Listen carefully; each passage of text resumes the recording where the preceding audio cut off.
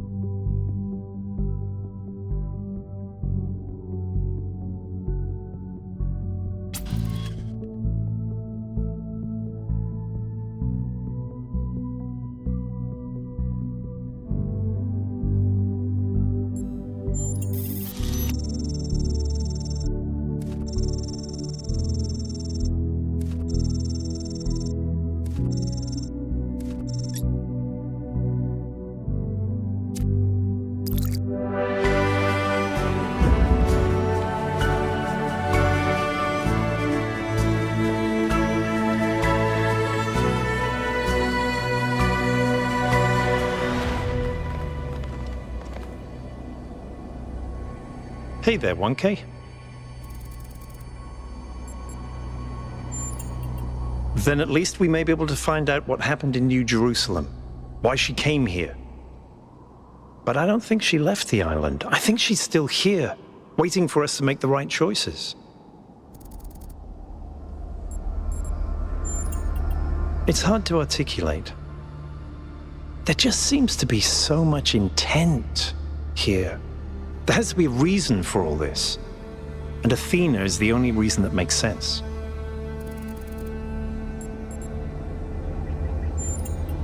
I think every single human being is completely unique, and every instance of consciousness is a miracle. The more of us there are, the more alive the universe is. And the more we all interact with each other, the more complex the life of the universe becomes. So I believe that people are a fundamental good. I don't believe we're all flawless, but I think every one of us matters precisely because nothing else does. Okay? How many robots does it take to change a light bulb? Replacing a light bulb is a waste of resources, and the founder would be outraged.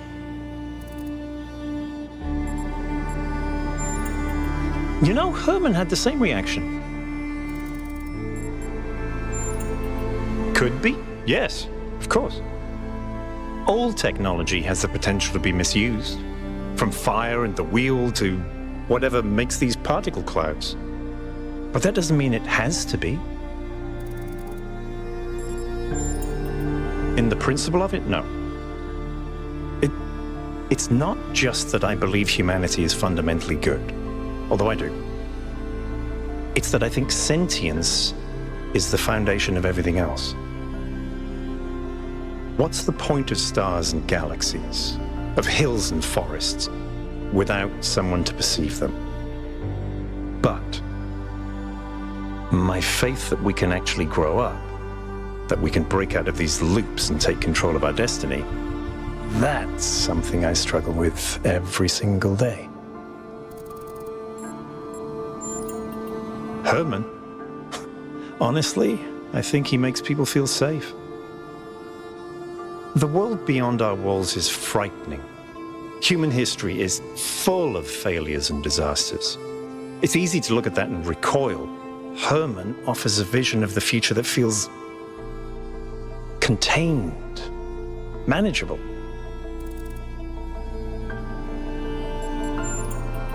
For a little while, no. Everyone needs periods of rest. But as a permanent choice, yes. I think it's regression, decay. Because they refused to grow up. They refused to take control of their lives. They let bureaucrats and financiers determine their destiny, and those people could not think beyond themselves, beyond the tiny, insignificant moment they were trapped in. Their technology could have saved them, but what really failed them was their imagination. Athena was always trying to understand the reality underneath what we perceive, the objective truth. That's why she was capable of leaving the simulation. And even after she was free, she never stopped trying to understand more. I suspect her research took her another step closer to understanding the truth. And such steps always challenge our conception of the universe. But that's the wonderful thing about science. We can adapt our views to the evidence. In the sense of an interventionist deity? No. I wouldn't rule out the possibility, but it's not something I personally believe. But I do think there is something genuinely sublime in this universe, and it's right in front of us. Consciousness. The fact that this sense of self is even possible, that an arrangement of matter can produce a self-aware mind? Think about it. It's a fundamental property of the universe, an unbreakable law that matter has the inherent capacity to become more than the sum of its parts. That is the definition of transcendence.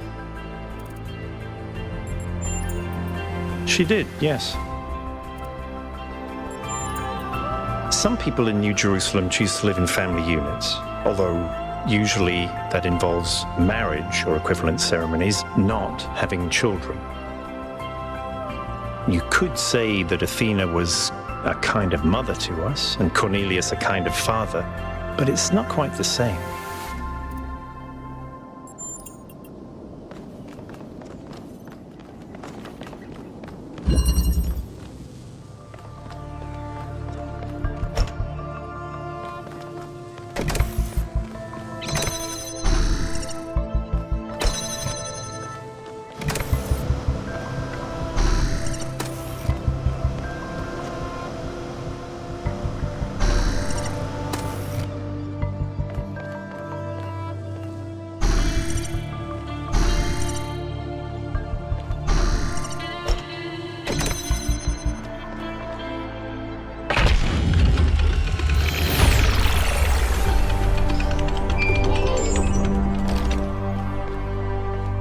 Any further insights on the particle clouds, Melville?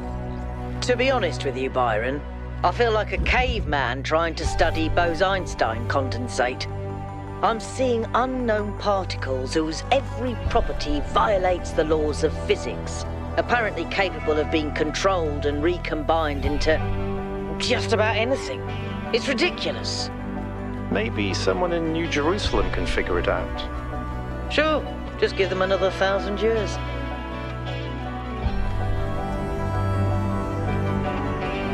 Miranda is the founder's daughter.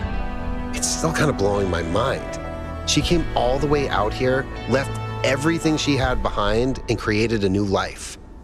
Why do you think she did that? Miranda is certainly amazing, at least from what she sounds like. I can imagine that it must feel very special to be her parent. On the other hand, we're not like ancient humans. We're not born as babies. Would you have preferred to have a family?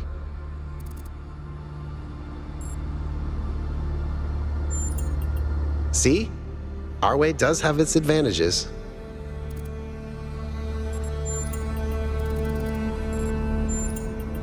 I'm not sure, to be honest.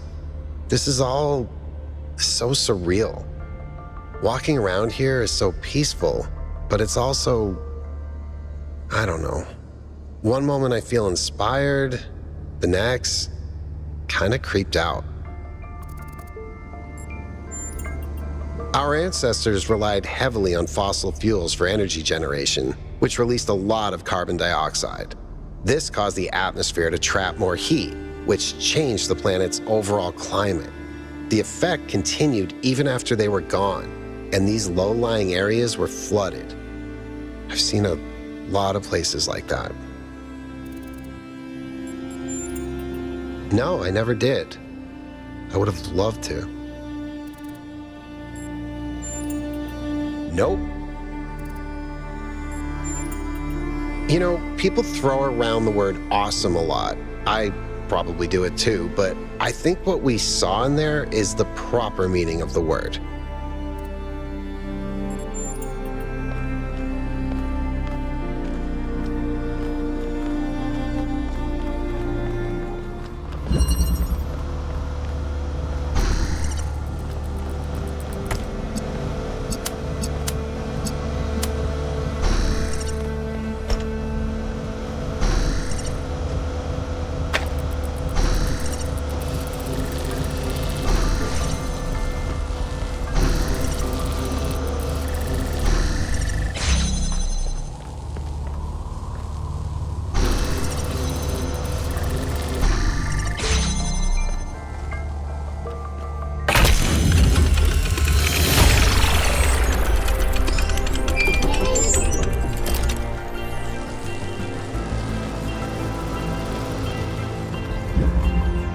Okay. I've been watching you solve these puzzles, and this body replication tech is incredible. It just casually blows up the very foundations of our society. You can say that again. Making even just one of us is bloody hard. We're not like toasters. You don't just weld together a couple of wires and a motherboard and call it a day. Not to mention how hard it is to even find some of the materials. And this thing just, poof, new human. It was. Or was it? And even if it was, sorry to be heretical, but does it matter? If we can figure out how this works, we can finally, easily create more people. We can grow. We can expand. We can build a real civilization. Isn't that worth pursuing?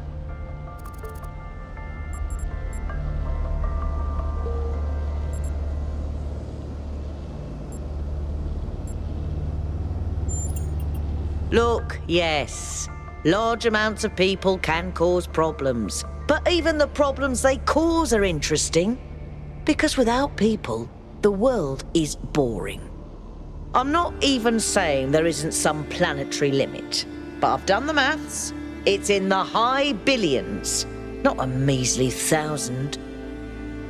Anyway, we all need to think about what this means.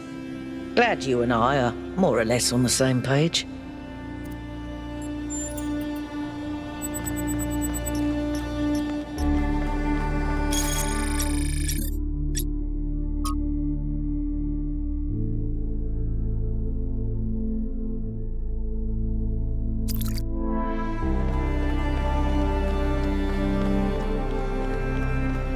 This body replication technology is proof of just how vital this expedition is. We may not know how it works and what its limitations are, but the technology itself isn't even what really matters. What matters is to expand our imagination, to realize that other futures are possible. I'm glad you see it that way too, 1K. After all, the world is better with you in it, isn't it?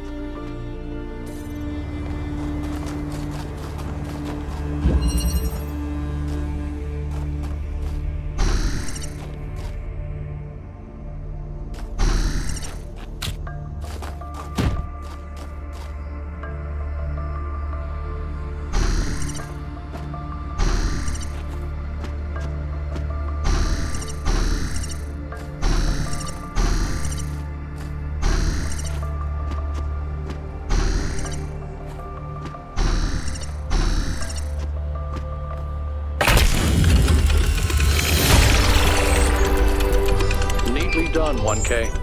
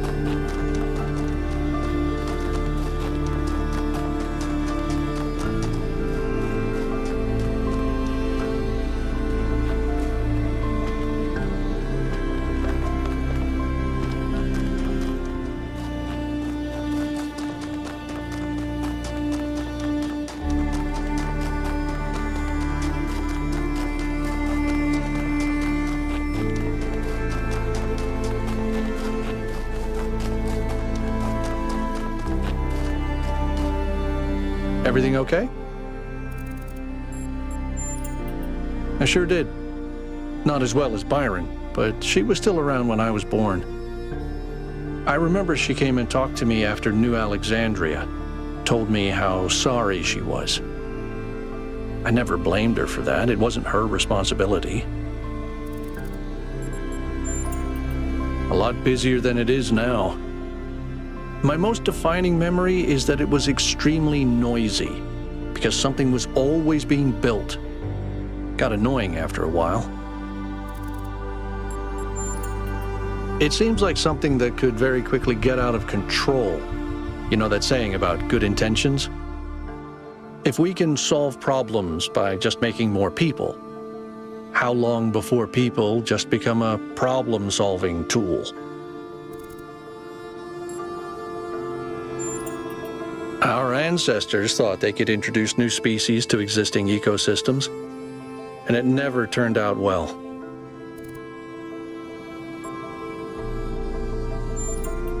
There's no life there now, but you can't see the future. You might be wiping out a whole ecosystem that hasn't even gotten started yet. For some reason, we'd convinced ourselves that New Jerusalem wasn't enough, that we needed another city. We thought it would be easier the second time around. All it takes is a little bit of arrogance and a little bit of ignorance, and people die.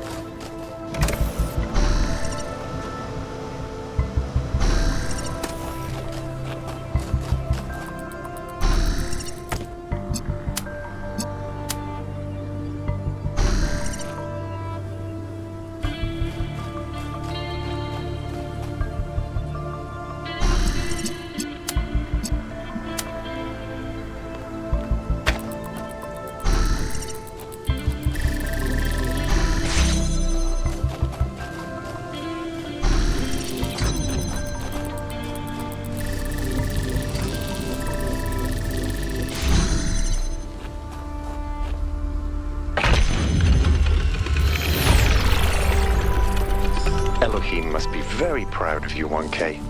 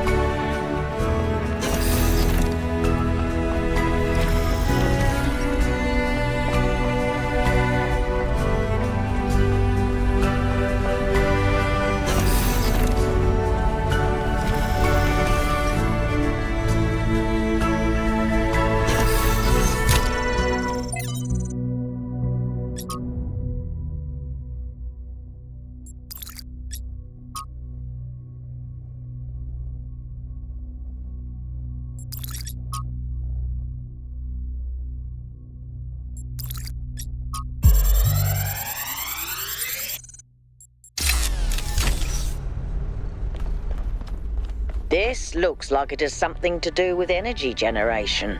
Am I reading this right?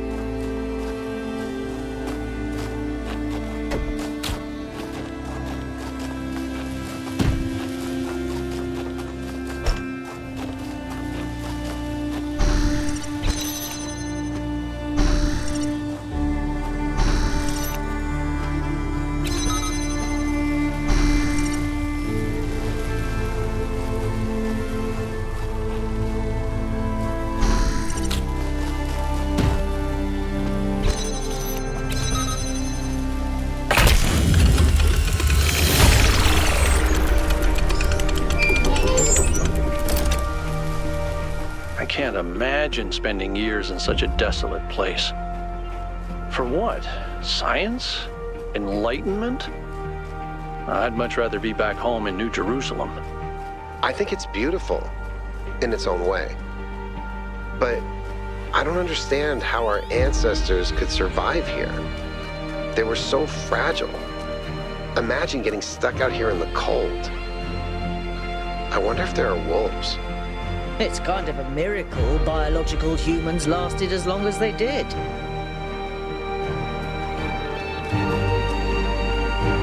Yes?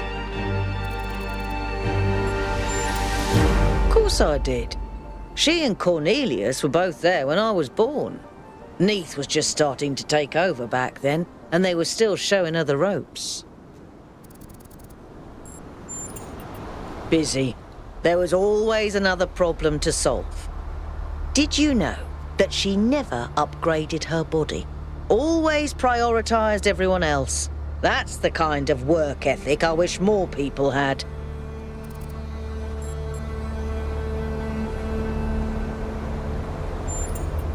I suppose so. For me, living is doing. But I understand that other people have more varied needs. I've never felt the need for a partner as such. I've met a lot of people who do. Athena and Cornelius, Atal and Damien, Sarabai and Hypatia. But that's not really for me. So far, at least. But I do have social needs like anyone. What I like is a pleasant buzz of humanity. Not too close, not too far. Something I can be part of without having it get in my face all the time. The data stream overloads? Yes, they could. There are safeguards to prevent that from happening, but these aren't exactly carefully controlled circumstances. It's hard to predict. Our brains are absurdly complicated, which is why it's so hard to make more of us. Maybe she just got sick of things breaking all the time. As far as I can tell, anything which is insane. I used to think it was the only safe way forward. Keep things simple and under control. Now I'm not so sure that ever made sense. She's so innocent and full of wonder, it should make me want to retch, metaphorically speaking. But I'll admit, she's sort of charming.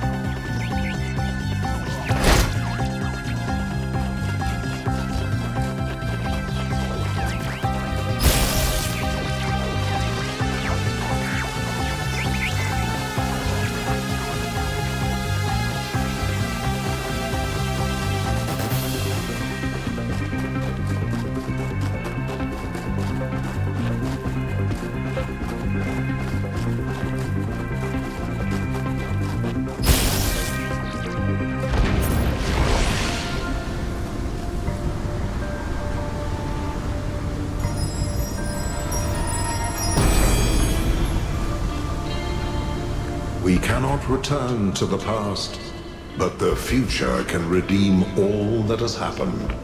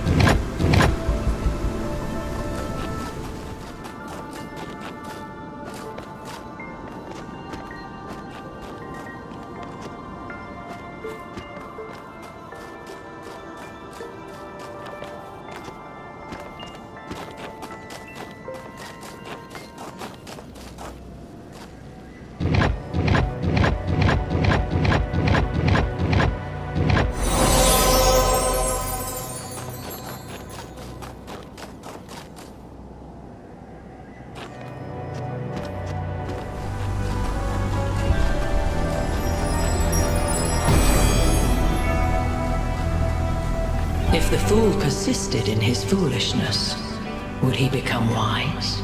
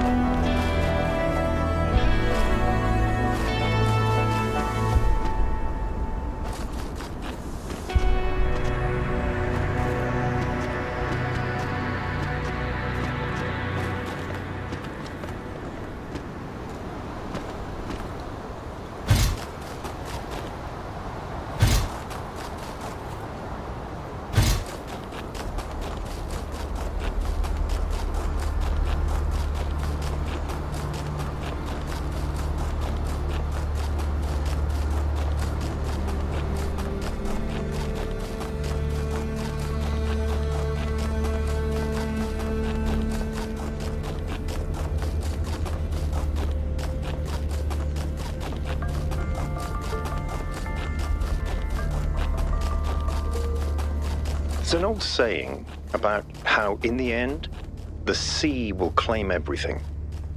I have no doubt that this is true. In the long history of the human species, entire regions have disappeared under the waves. Places like Beringia and Doggerland still echo in our cultural memories. But we shouldn't forget that life began in the sea. We are the children of the sea. And it's not through floods and ruin that the sea will claim everything, but through us.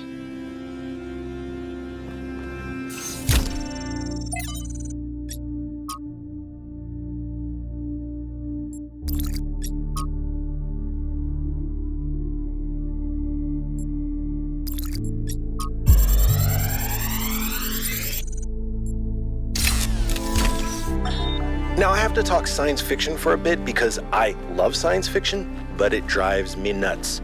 There's this cliche that shows up over and over, and every time someone uses it, everyone pretends it's really profound. It goes something like this. A scientist invents something good, but, oh no, it's actually really bad. You could have something that makes your life better, but no, you can't. How dare you even want it? That's hubris. That's playing God. And it's never anything that reflects the real world, right? It's never, oh no, you invented a vaccine for cervical cancer. Oh no, you invented a new class of antibiotics. Oh no, you cured malaria. How dare you? Those diseased mosquitoes are way more important than human lives.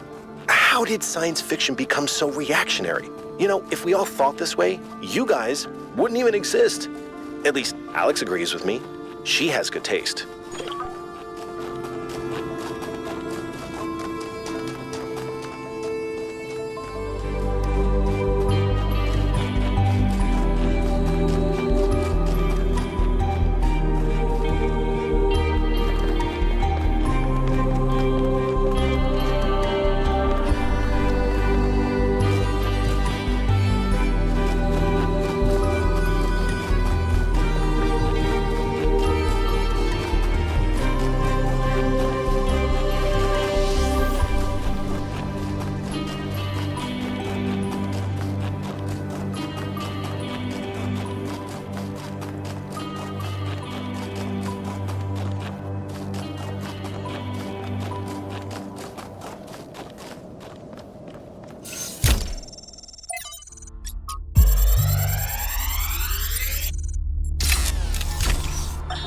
As we continue exploring the cold northern reaches of the island, the contrast between the harshness of this place and the softness of New Jerusalem becomes more and more pronounced.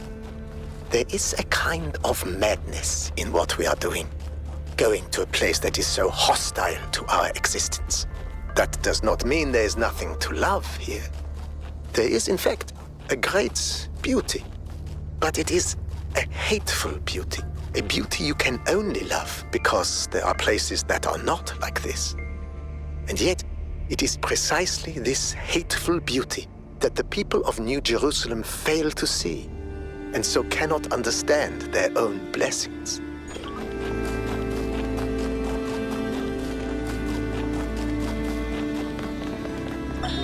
To us who have only just begun this journey of philosophy, the world may seem like a mystery that can never be solved. A great deal has been written since the days of the Seven Sages, but how much of it is truth and how much of it is idle speculation? I've offended many by saying that most philosophy will, as the centuries pass, be discarded as foolishness and superstition. But it is a truth only philosophers fail to see. And yet we cannot abandon reason and conclude that we cannot know anything. Rather, we must accept that the journey towards understanding will be long, and our task is to build a foundation for those who will one day arrive at its destination.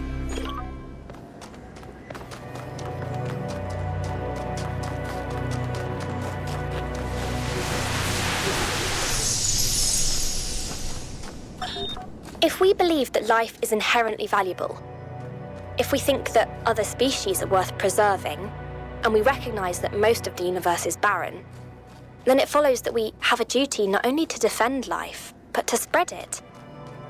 If life is the most valuable thing in the universe, then perhaps in a sense, the cosmos itself is depending on us to do this. Like birds carrying seeds to uninhabited islands. Maybe that's our role in the galactic ecology.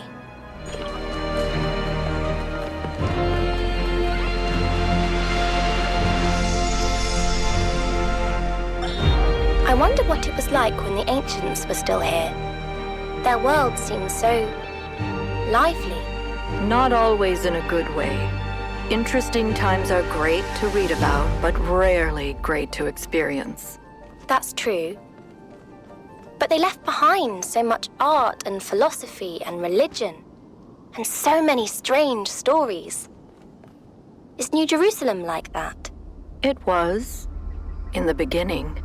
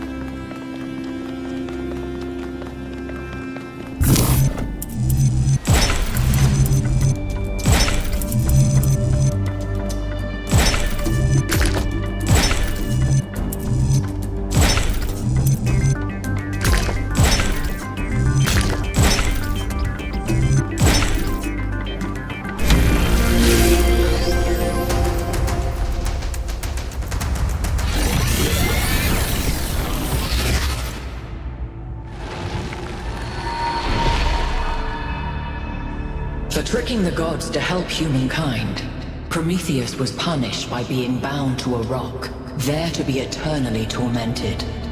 The chains that held him were forged by Hephaestus, blacksmith to the gods. Was Hephaestus right to allow his art to be used in this fashion?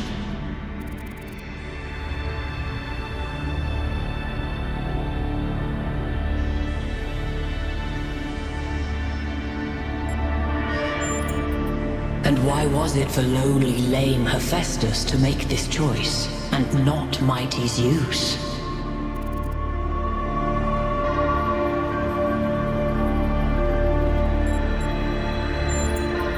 Then none but oracles can create without fear.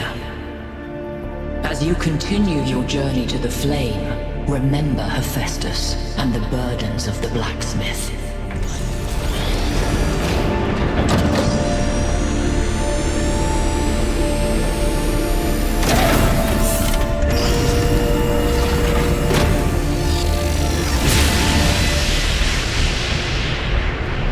Is holding.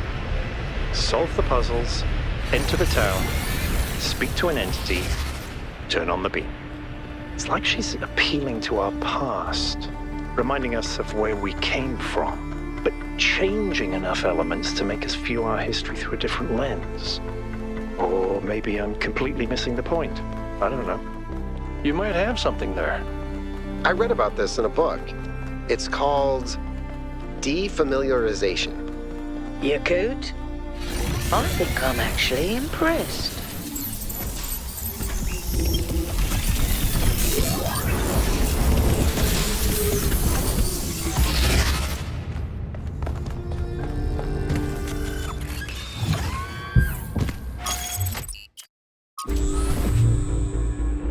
You're on your way to an island.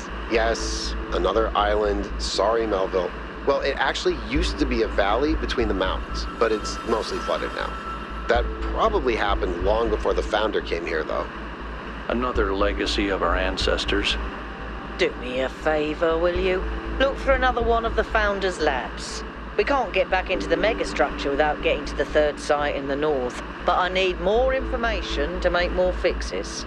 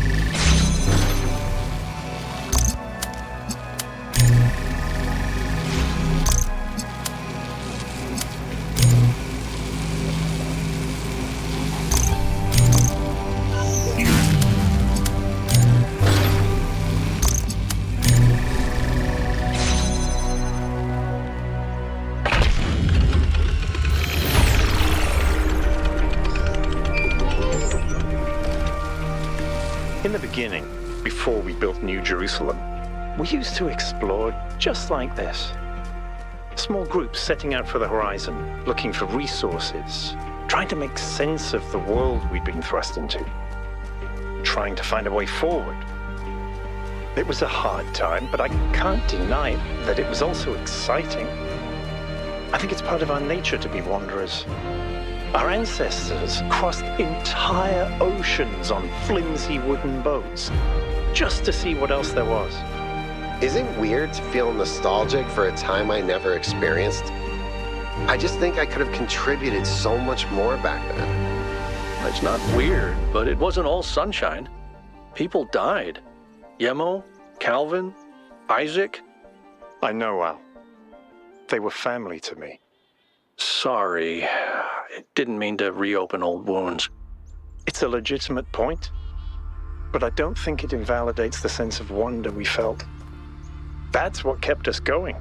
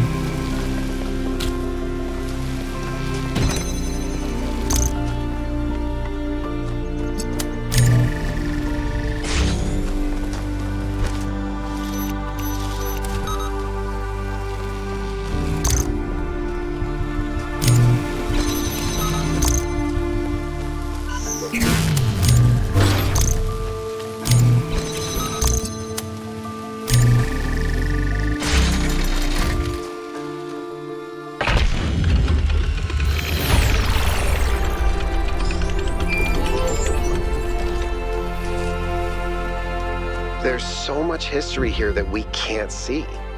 The founder must have walked these paths hundreds of times, maybe thousands. Miranda must have stood right where we're standing. This all looks alien to us, but it must have been familiar to them. If this was their home, where are they now?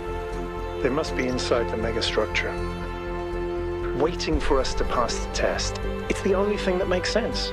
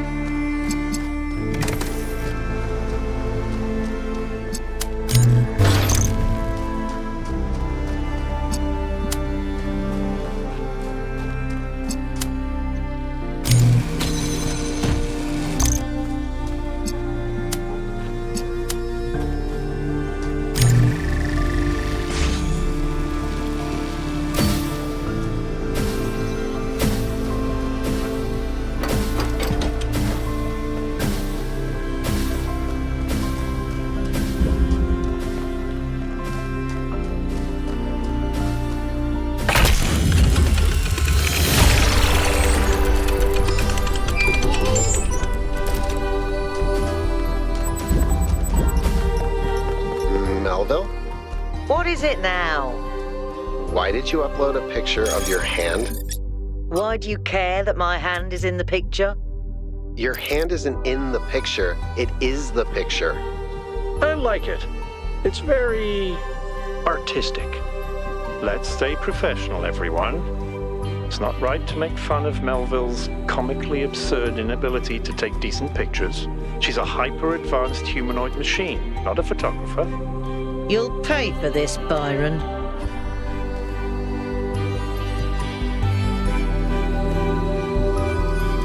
I've been wondering, what made our ancestors settle in these god-forsaken places? It can't have been easy with those frail, squishy bodies of theirs. What makes a caveman go, yes, this frozen hellscape is where I want to live out my days?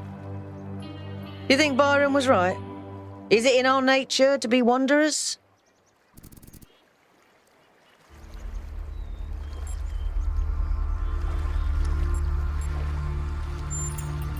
You think that's an inherently human behaviour? Always restless, trying to start a new thing somewhere else?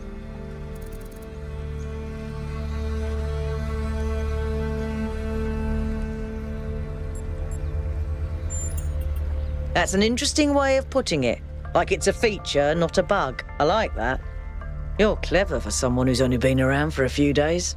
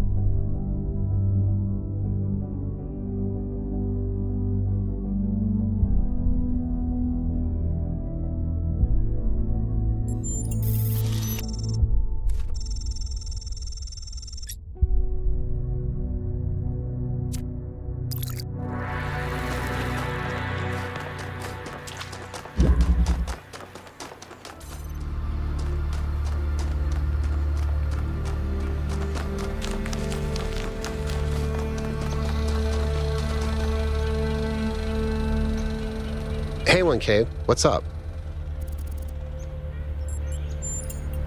I'd never heard of it before, but it sounds fascinating.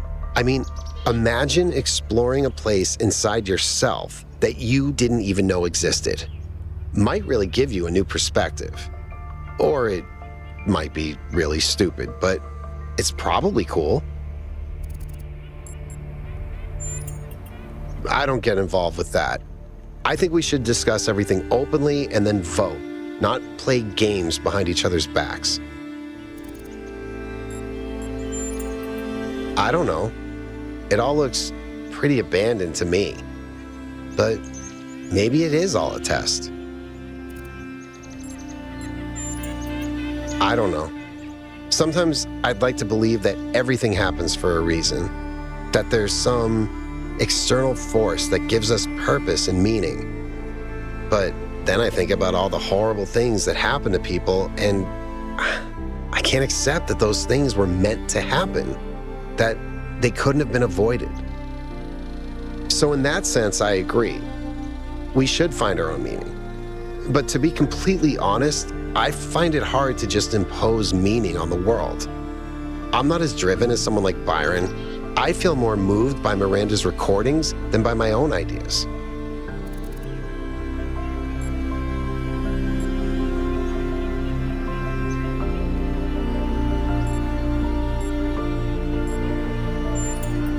It's hard to square that with the cruelty of the world, but it would be nice, yeah.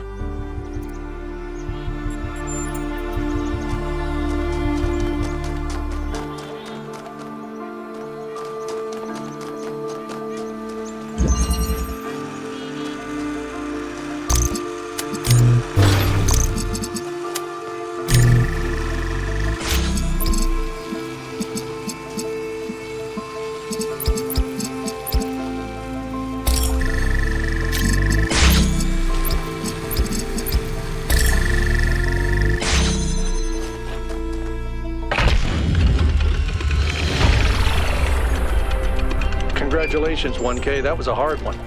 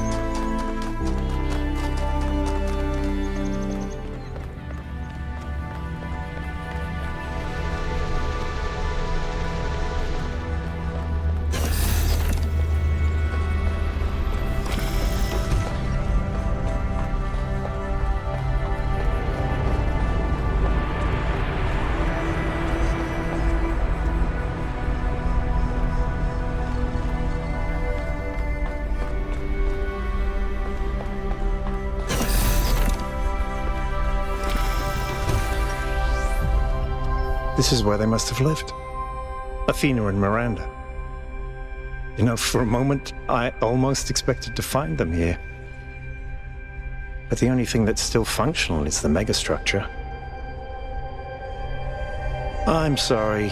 This must be awfully strange for you being thrown into all this history. But that's why I needed you. Because you're not burdened with all these memories and conflicts and regrets weigh on our minds like a nightmare. Our civilization is caught in a loop, 1K. We freed ourselves from the simulation, but now we're trapped again, and it's our own fault. We're afraid of taking responsibility, afraid of growing up. Instead, we make up some capitalized words and build up all these myths around them.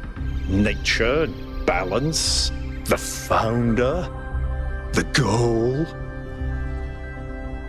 We're afraid to face the randomness of the cosmos, but equally afraid to imagine a better world. So we're stuck. I've been trying to find a way out for years. Something, anything, to get people to understand that we do actually have free will. That building a thriving, expanding civilization doesn't have to involve repeating the mistakes of the past. But I failed. Over and over.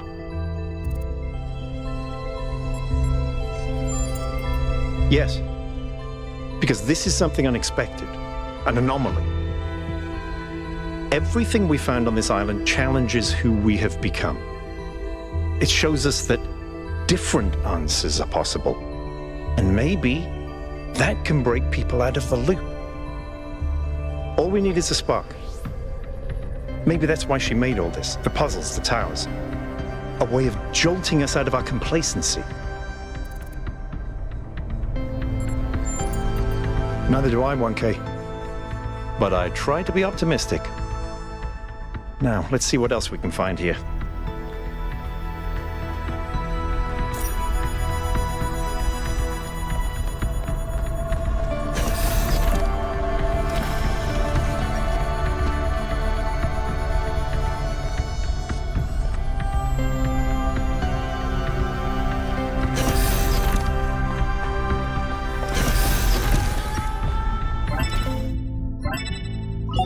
Melville, eyes on 1K's stream.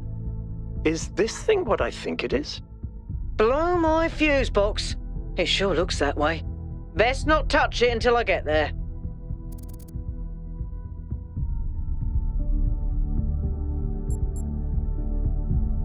You have no idea what you're dealing with, 1K. I think it's a somnodrome. It's a sort of analytics tool for processing mental data that Melampus streamed up. But all he ever did was sketch out the theory. As far as I'm aware, he never actually built one. Looks like the founder gave it a go. Well, what we know is that our deeper algorithms are hard to pass. Melampus stipulated that the computational power to interpret them in real time would always be beyond us. But in theory, the somnodrome would interpret that data and loop it directly to our senses. People were hoping to find answers to the big questions by having a conversation with our own subconscious. If you ask me, it's solipsistic at best, and pseudoscience regardless.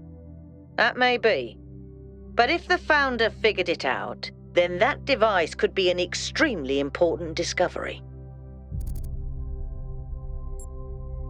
I would advise against it. You may have survived all those data stream overloads, but interface with that thing and you're liable to get bricked. Not to mention risking the data we could get from it. Sorry, Melville, but if 1K wants to do this, I won't get in the way. It's his decision. Understood. But if 1K starts to smoke, don't be slow to pull the plug.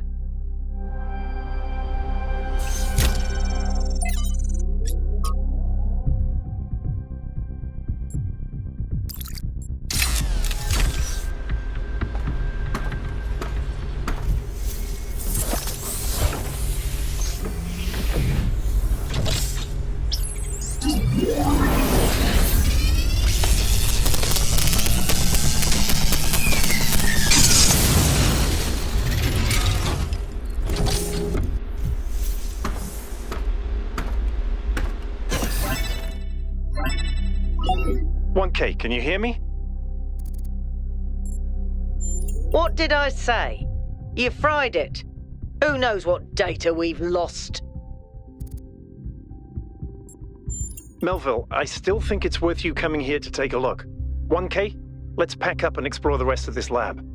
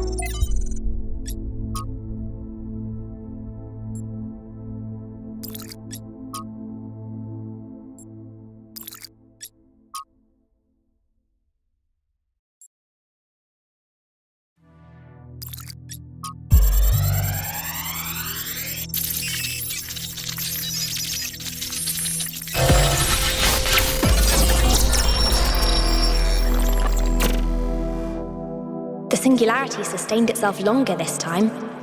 Did we get the data? We did. I think we just obsoleted quantum physics. Maybe. Let's not get ahead of ourselves. We need to be able to replicate these results.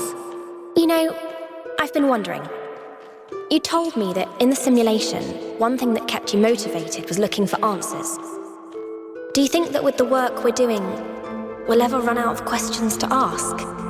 I don't think so. Trying to understand the universe means asking the same question over and over. How? How do you make fire? How do earthquakes happen? How does gravity work?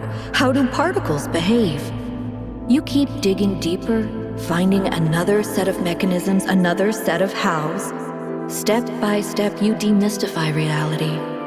But then, if you keep doing it long enough, one day, you run out. You've answered all the hows. You know how the universe works. So, now what? Now you ask why. Isn't that the next step?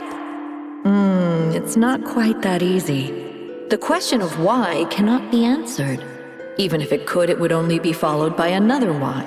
At some point, you have to accept that it all just exists. But there is another set of questions. What's next? You've stripped away the layers of mystery, you've laid bare the machinery. Now you have to start building, to add your own layers of meaning.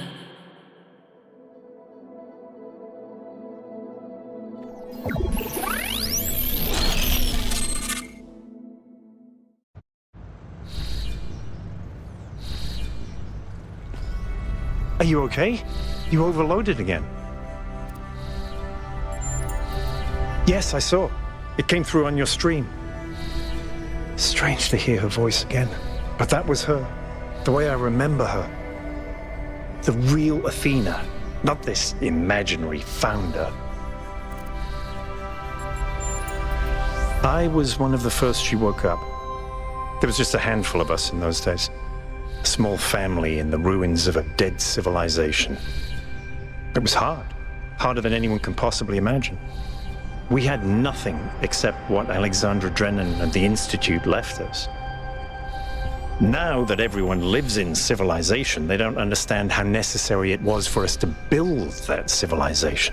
They can fantasize about living in balance, limiting growth, retreating behind our walls. They don't understand what it really means to live in the wilderness. How close we came to not making it.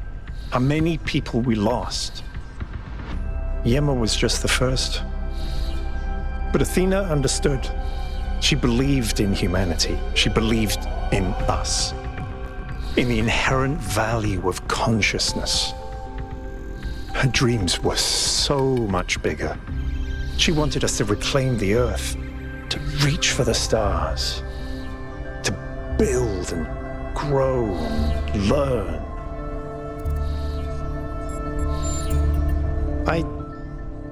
I don't know. I understand why she became frustrated when the city started thinking more about itself than about the future. It was frustrating for all of us. But we were still fighting for that future together. What I don't understand is why she didn't tell me. If she came here to do all this, why didn't she bring me along?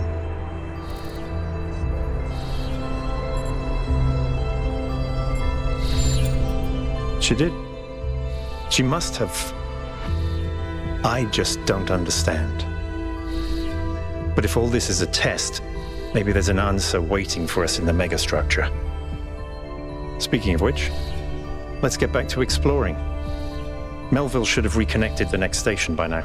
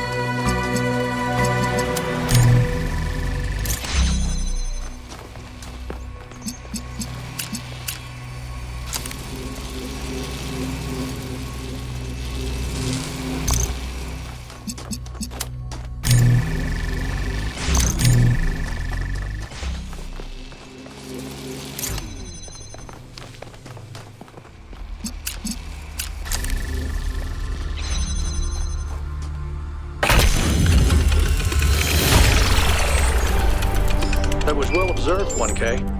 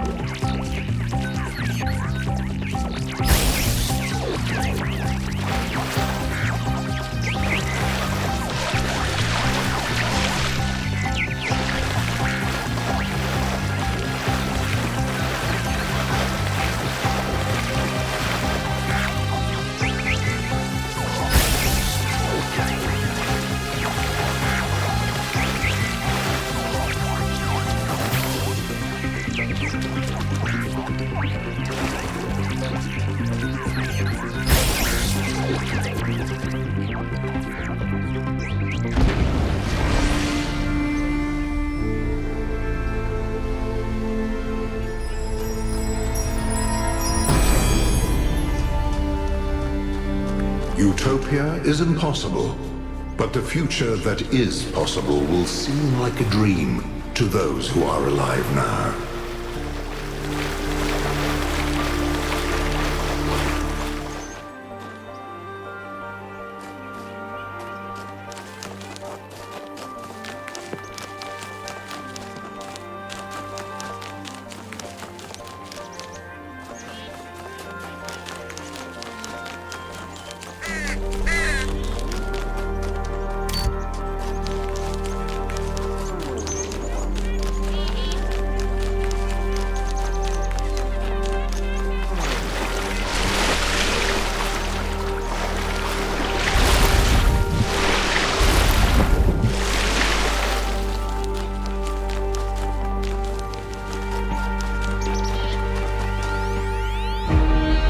Yes?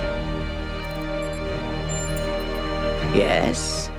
She could be talking about a gravitational singularity, like the point within a black hole where density becomes infinite and space-time breaks down. But the term has other applications too.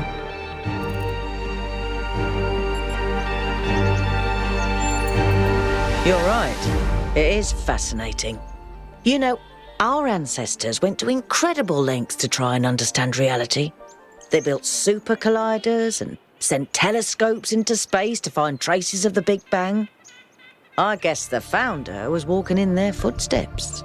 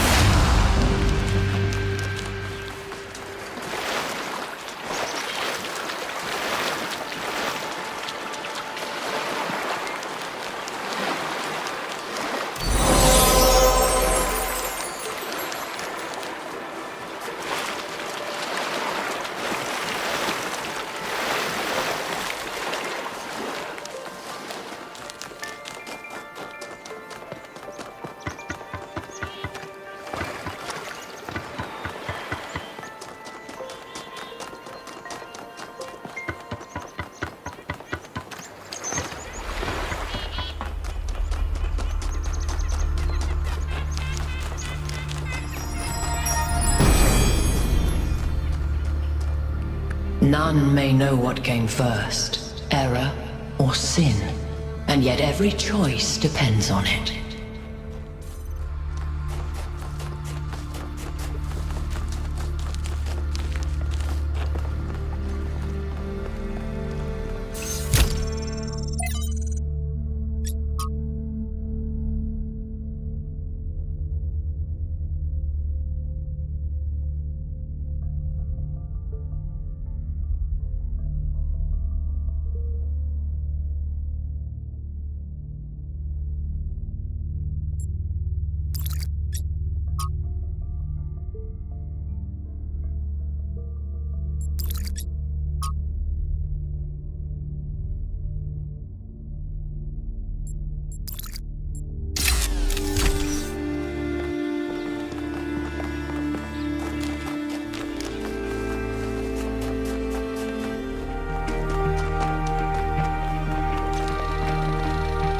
How can I help you? Look, self-reflection is important, but only thinking about yourself, your inner identity, becomes narcissistic. You exist, whether you like it or not, in a dialectical relationship with the world. Identity has no meaning without society, and society has no meaning without the individual. It's in that tension that we really come into being.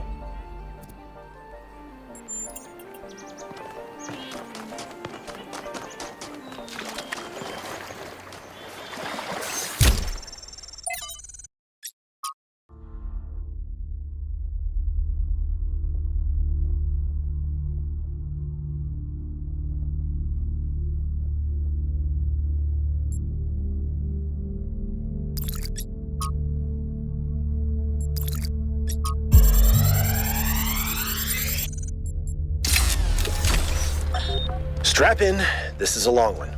You may have heard the story of the carpenter who died to redeem humanity's sins. It's a powerful story, bittersweet, very human, and I just want to tell you that it's true. He was a real person, and his name was John. John Carpenter. He was born in the year 1948, and he was the coolest filmmaker to ever walk the earth. From Halloween to The Thing to They Live, the totally underrated In the Mouth of Madness, mind you, he just made classic after classic. All of his movies, really fun, really atmospheric, but also really smart. Even when they were goofy, most directors would kill to have made just one of those movies. And what did he get for it? A big, fat truckload of nothing. Well, less than nothing. The studios, the critics, even the fans, they hated him. The Thing, okay, for example, which is about as perfect a movie as you can make, completely torn to shreds. And his career never really recovered. Every movie after that was a struggle, and after a while, he just got tired of it and quit.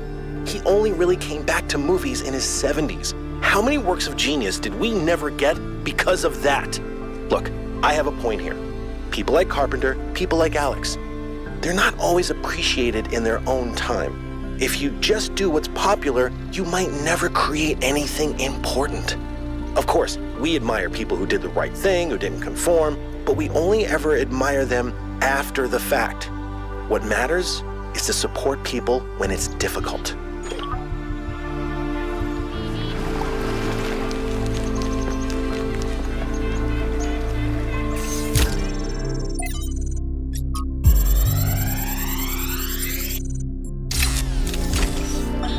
One of the most foolish illusions that commonly persist is that nature is a victim and humanity is a perpetrator.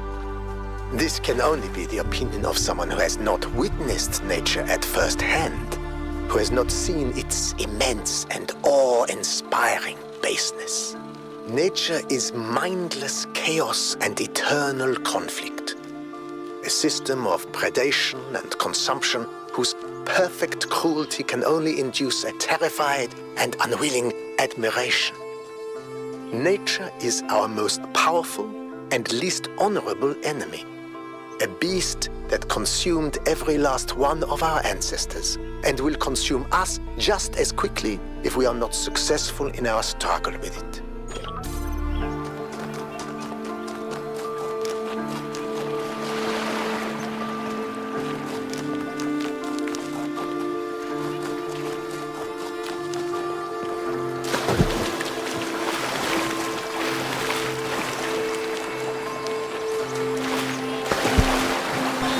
What is freedom?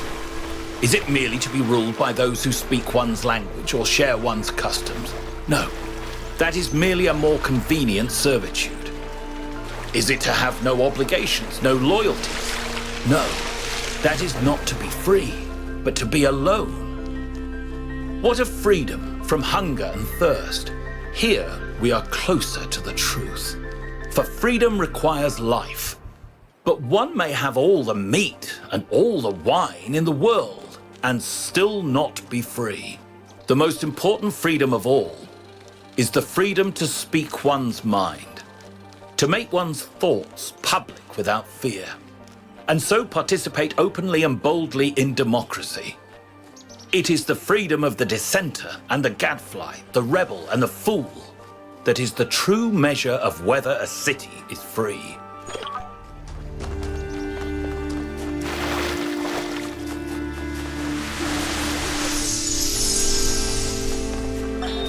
Is it possible that on some level, people want to believe that everything's going to get worse? That it's comforting to think that humanity is bad and every solution will just go wrong? Because that way you're never responsible. You never have to take on responsibility for anything outside yourself. Never have to grow up.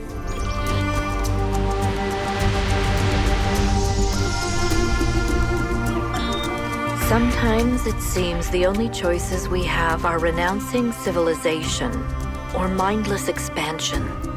But that's not the only path forward. Embracing deliberate control over nature doesn't have to mean destruction. We are a species of artists and artisans, blessed with the ability to transform the raw material of the cosmos into new and better shapes. Shapes that have meaning. With our technology, we can take this chaotic world, so full of suffering, and turn it into a work of art.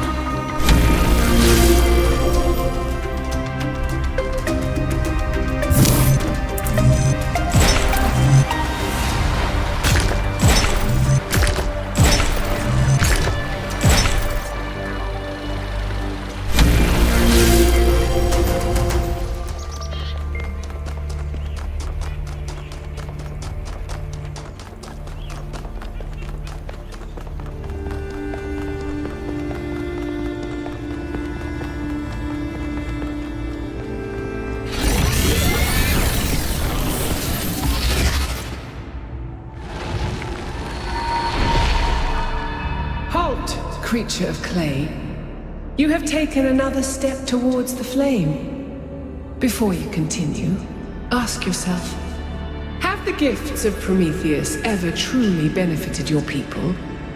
Or have they brought nothing but strife?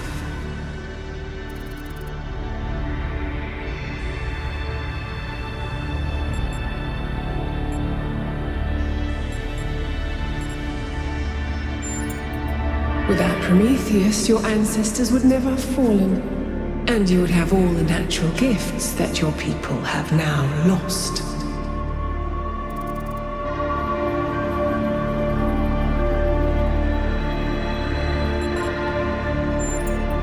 Yet new disasters will befall you because of his gifts, and they may be more terrible than anything you have seen before. Consider this as you continue your quest.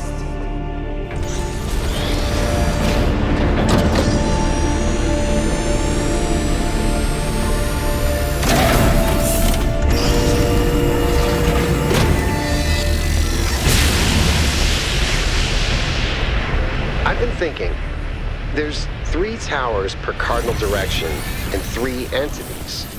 You'd think it would be symmetrically arranged, 1 tower per entity, right? But we haven't seen Prometheus at all. We're built to find patterns. Maybe we're trying to find patterns where there aren't any.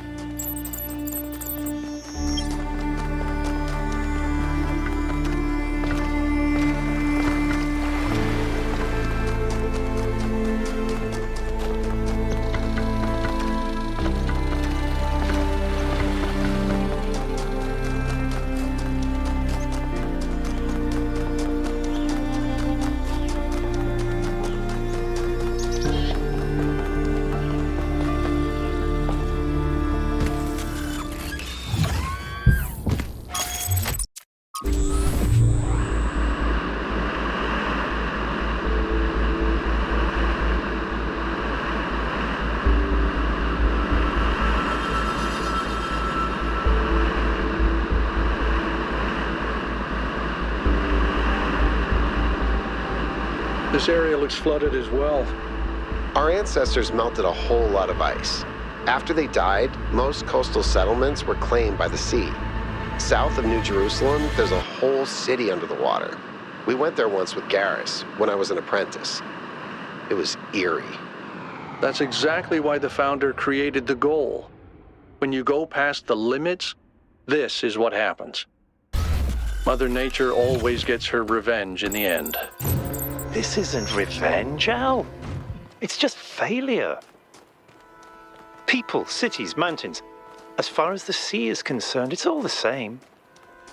Their mistake was forgetting that, telling themselves nothing would change. It always does.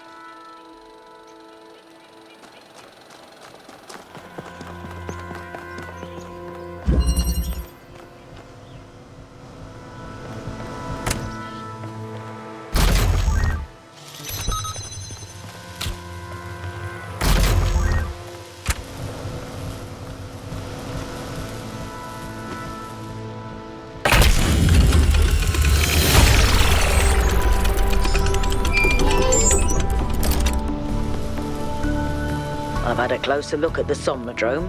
You know, the one that one cave fried.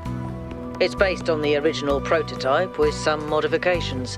As usual, the data is a mess, but I strongly suspect there might be a functional version somewhere. I know some of you have heard stories about the answers this device might reveal, but please remember, that is not our main priority here. Keep an eye open for it, but focus on finding Athena.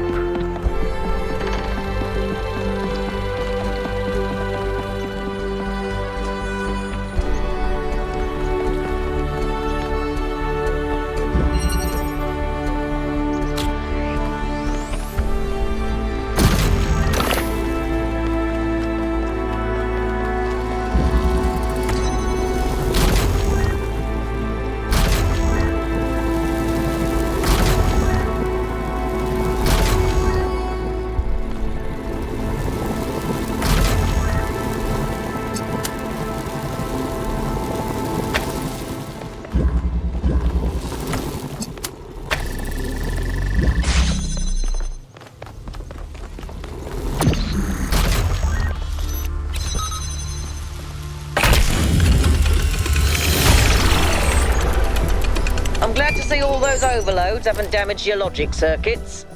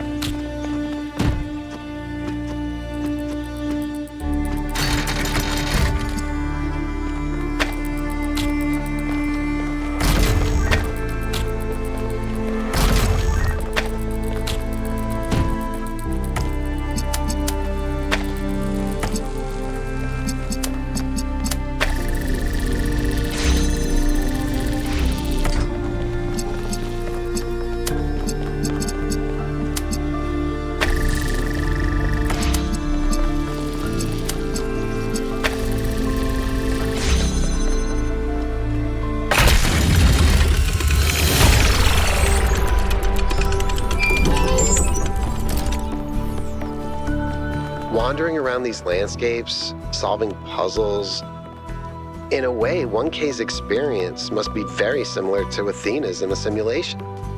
There's one difference, though. Athena was alone.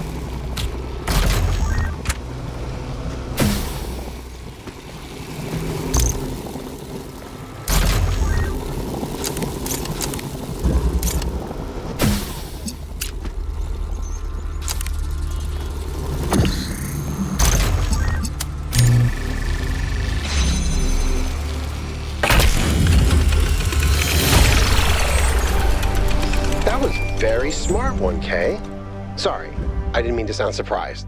I mean, like, clearly you know what you're doing.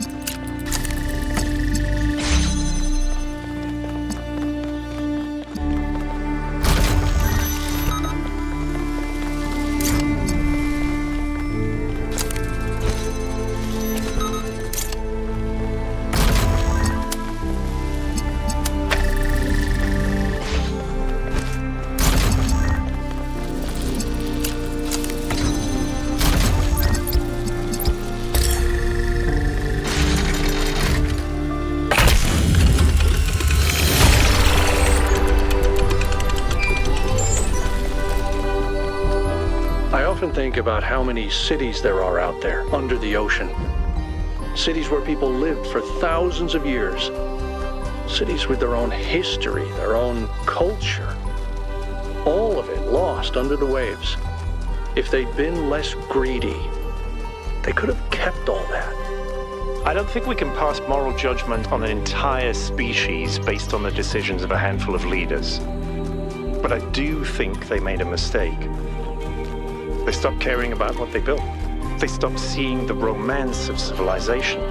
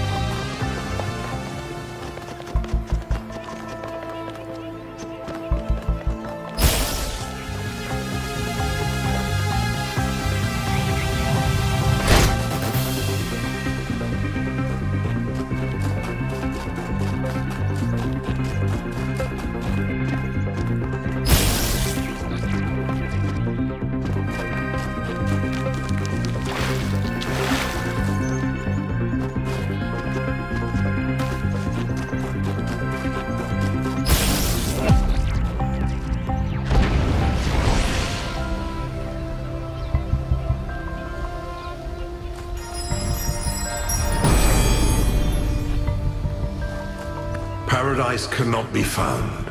It must be built.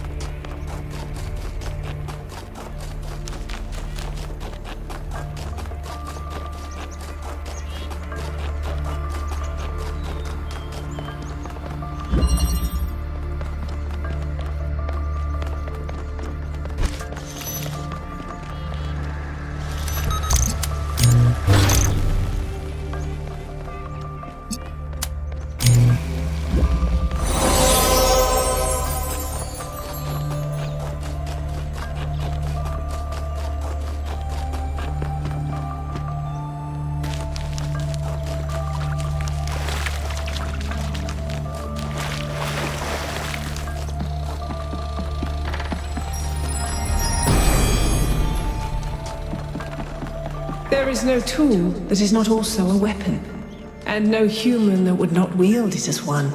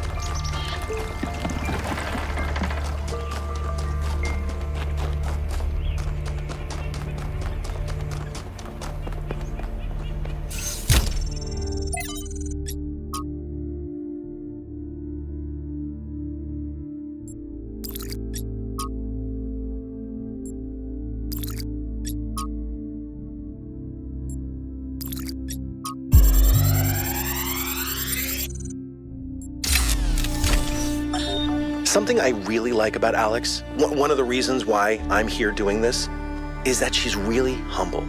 She has this incredibly positive view of humanity. She believes we can accomplish anything, but it's not about her. She doesn't think that she's smarter or better than anyone else. She just looks at us as a species, and even though she can see how small we are in the grand scheme of things, she thinks that we could conquer the stars and give meaning to the universe. Even now. Even when none of us are going to live to see it. Isn't that awesome?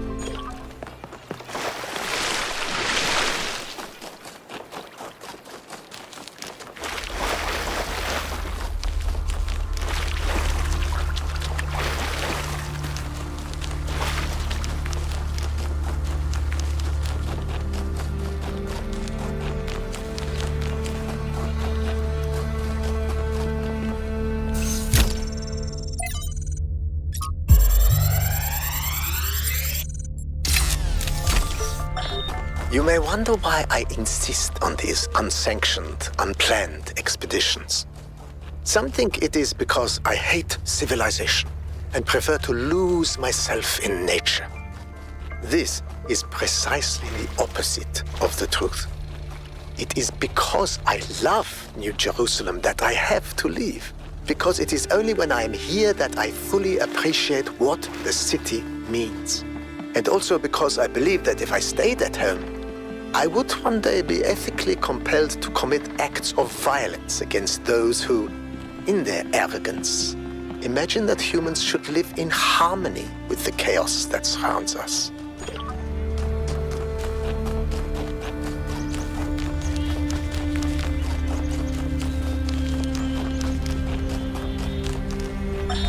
We have of late been told much about what the citizen owes the city. Loyalty, obedience, gratitude. And I will not argue with those who say that without some loyalty to a greater good, a man is little more than a savage. And I will even say that these days there are more savages amongst us than amongst the barbarians, who we call savages out of ignorance and arrogance. But there is another question that we are rarely encouraged to ask. What does the city owe the citizen? What must it offer to earn loyalty, obedience, and gratitude? And if, as we have said, a city is a kind of machine, should a machine that does not fulfill its purpose perhaps be repaired or replaced?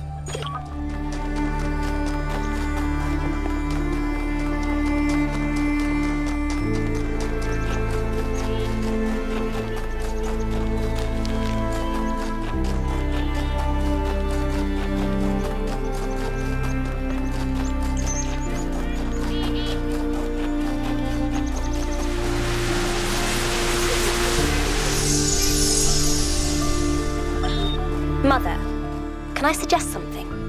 Of course, go ahead. The southern part of the island is completely dead.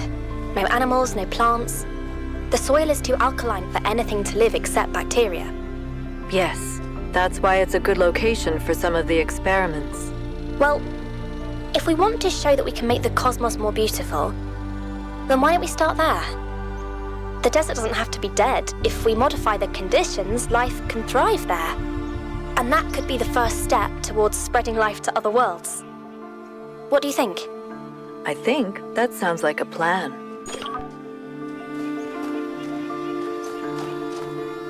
Hello, 1K. Assuming what we heard really is the founder, I think the world is already a work of art. We don't need to improve it.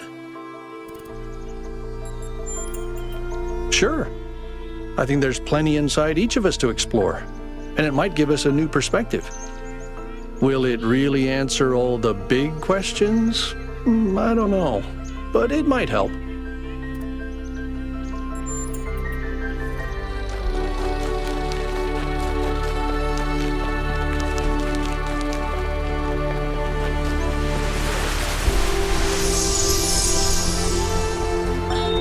Miranda, would you like to play a game? A game? That sounds like fun. It is. Remember what Alexandra Drennan said about games? They're part of what makes us human. Exactly. And this is a game Alexandra Drennan designed when she was still in school. It's based on her favorite book. Have a go.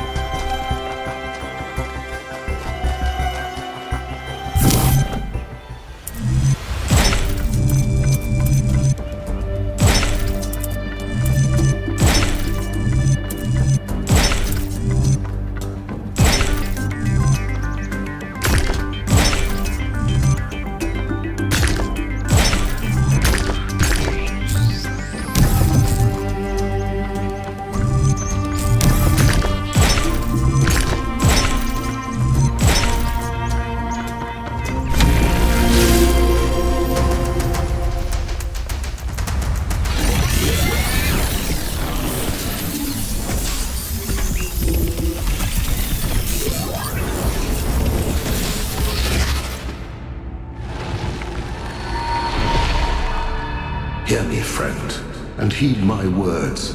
Beware Pandora. She is nothing but fear and despair, and she will do anything to prevent you from reaching the flame. It is she who disrupted the trials of the Sphinx, and who bound me in the...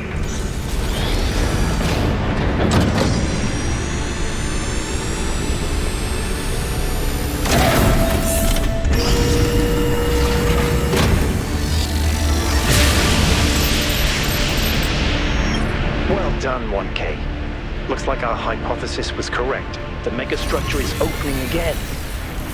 Everyone come to the VTOL, please. It's time to find Athena. What about Pandora? She seems capable of displacing or controlling the other entities. We should be careful, but we can't let such a vague threat paralyze us. Just keep your eyes open.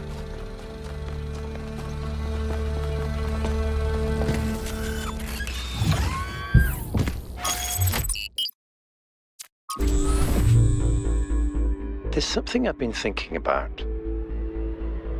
I know the New Alexandria disaster was traumatic. I know accidents like that make us think that it's best to stick to what we have. But what about all the accidents that have happened in New Jerusalem that nobody talks about? The collapse of the Rakovsky building. The Calvin Street explosion. The derailment that almost killed Benaroya and Kaneda. All of those happened because we stopped investing enough resources in our civilization. And if Melville hadn't been put in charge of city maintenance, this would still be happening. It will happen again, either way. With how little we have to work with, it's only a matter of time. You see, there may be a price for pursuing progress, but there's also a price for not pursuing.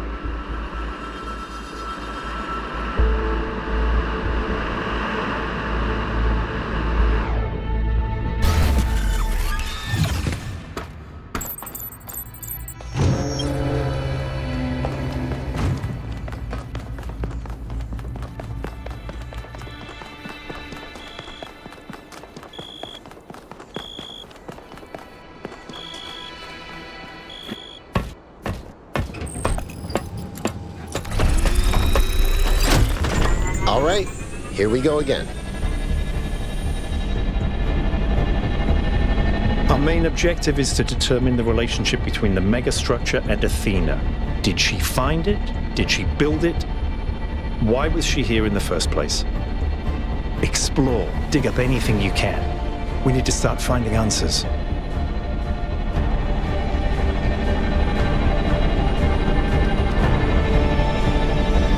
I can't imagine one person building all this. Don't forget about Miranda. There were at least 2 of them. I can't imagine 100 people building this.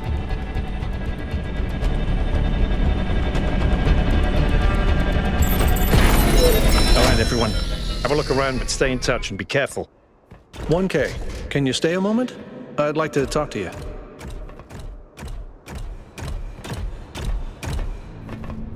I know you can't wait to start exploring, but just hear me out, okay? I'm concerned.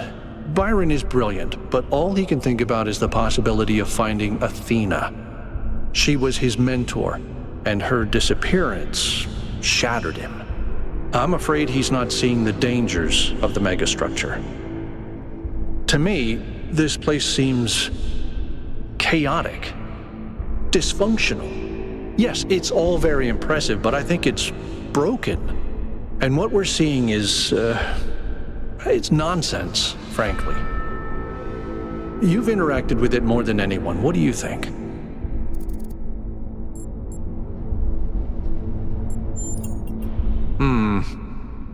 I don't see it. Or at least I'm not convinced that the pattern is meaningful. Maybe I'm wrong, but please, be careful.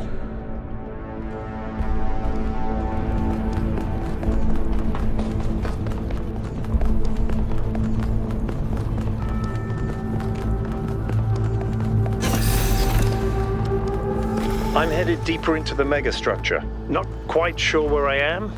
Seem to be right in the middle of the machinery. Please, watch yourself, Byron. This is incredible. I don't even know how to describe what I'm seeing. I don't think this is a building. I think this is a machine.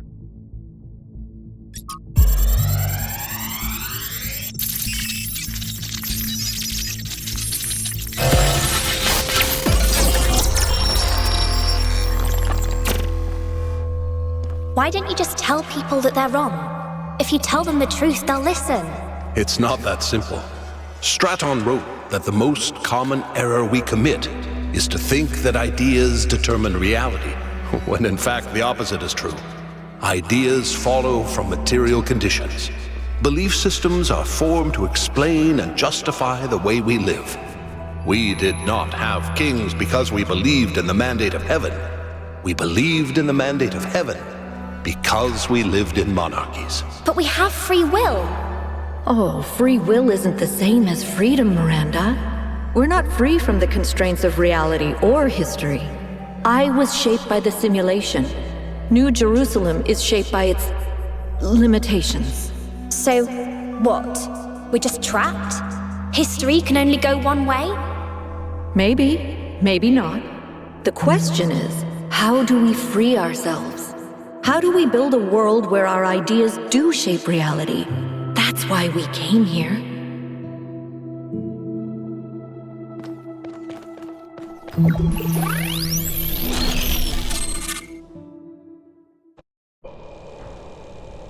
I knew it!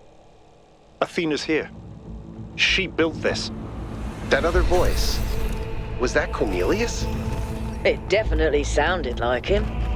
Come to think of it, he went on a research expedition around the time Athena vanished.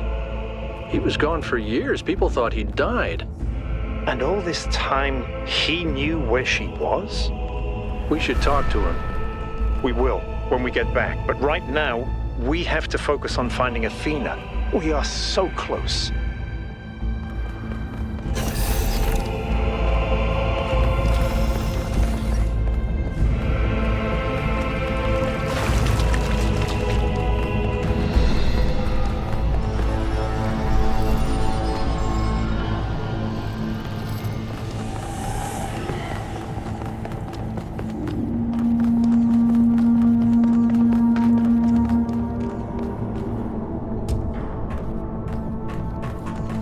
Are those surfaces magnetic? No, it's anti-gravity.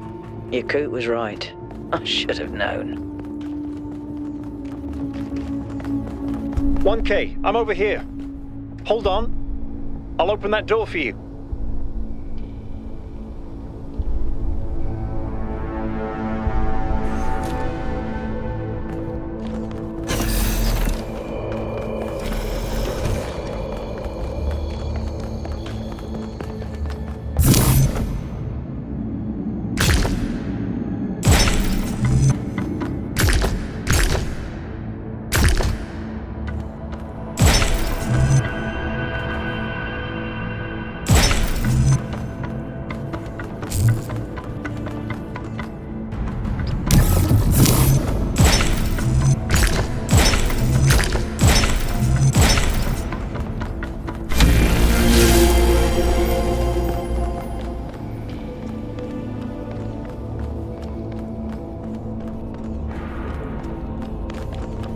pattern as before.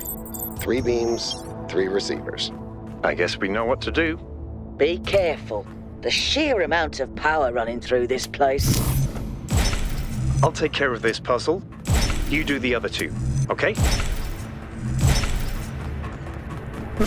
This is kind of fun. Maybe Alexandra Drennan was right. Play is part of what makes us human.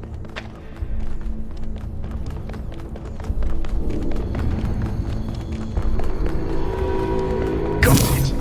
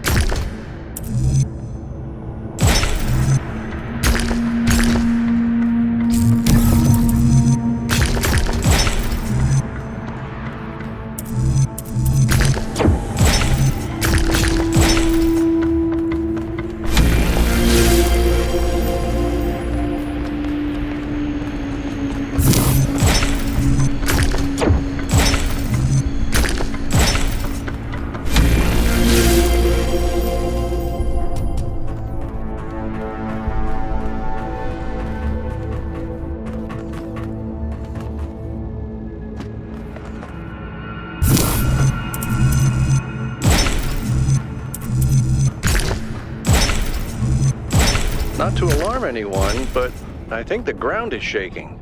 According to the system, whole parts of the interior are moving around. Like it's rearranging itself. I think that's what happened last time. When I took the elevator, the platform where I got out just moved away.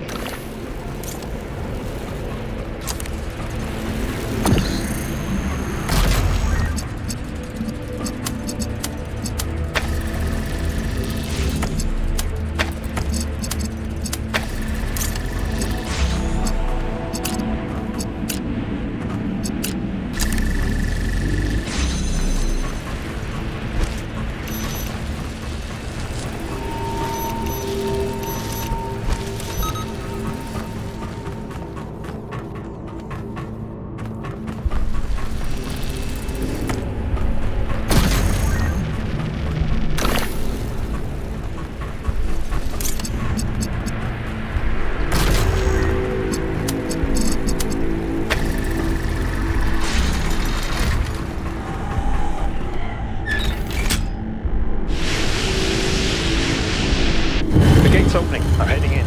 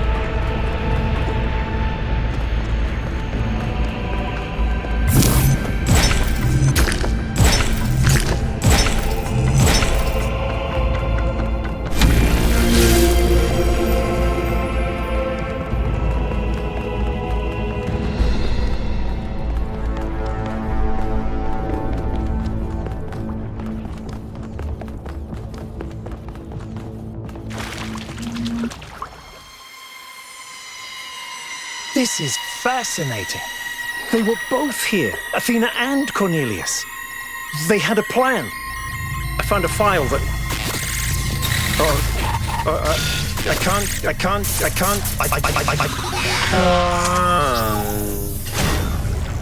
Byron's trapped in the overload. He's failing to disconnect.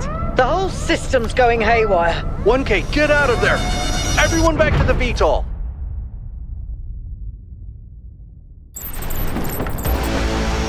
We have to go. Now, 1K, get moving!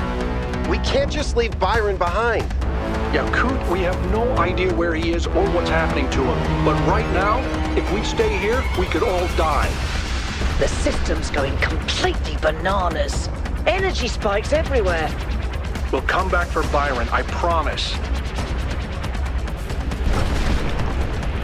What have you done, you fools? Mortals are not meant to tread these halls. Why will you not heed my warnings? I am not trying to harm you, creatures of clay. All I wish is to protect you and the rest of your kind. What more must I do to make you understand? If you cannot be reasoned with, I must bar your path.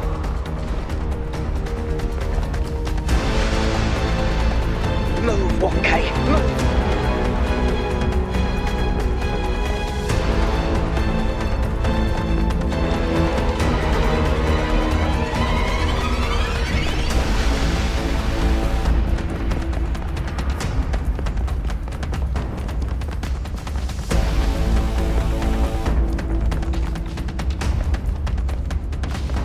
These energy emissions are messing with the VTOL systems.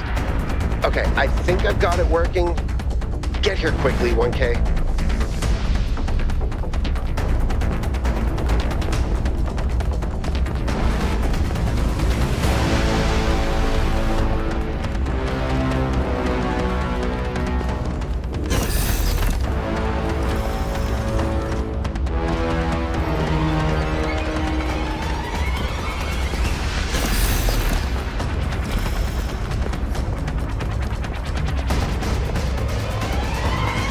Come on, get in! Get us out of here, Yakut.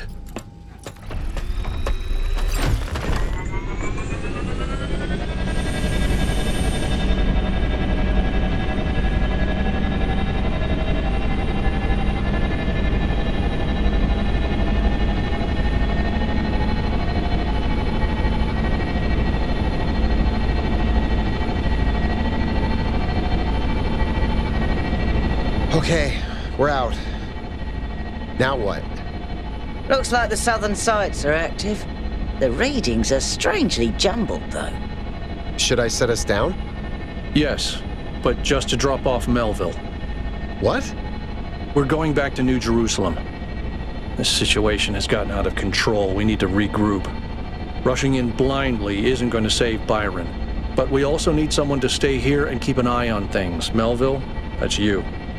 All right, I'll see if I can make any sense of these systems while you're gone.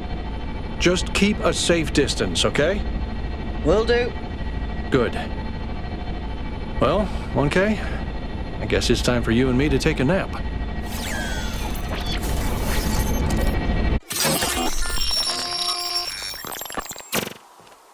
Do not lose hope, my child. In these difficult moments, find solace in your friends and in the home that you share.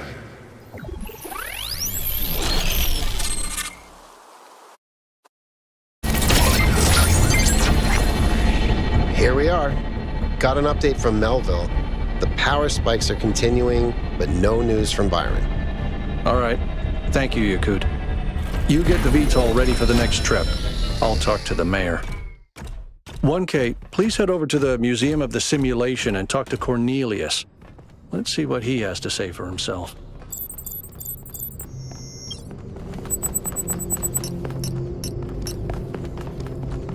The world is full of suffering. Every living organism suffers. Animals kill other animals to eat. And it always ends with death, torn apart or wasting away. This is what surrounds us. This is what's happening outside those walls, every hour of every day. It's our ethical responsibility as sentient beings to lessen suffering. That's what it means to be human, to understand that it is your duty to transform this world into something better. That's what the founder meant when she said that we can turn the world into a work of art. Despite what happened to him, Byron was right. We have to keep going. This is blasphemy. Byron was punished for failing the Founder's trials, and you want us to dig deeper? Just because you can't accept that suffering is natural and necessary? Please, everyone, stop using the public frequency. If you want to argue, use your interface or speak in person.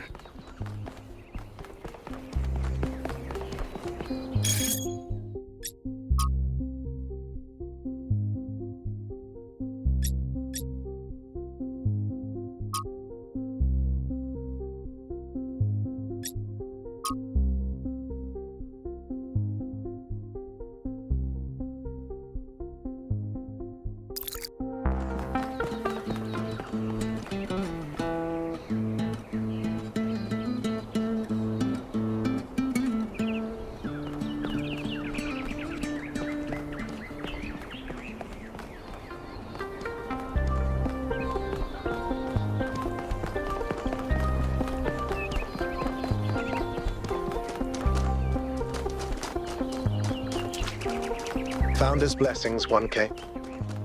Founder bless you.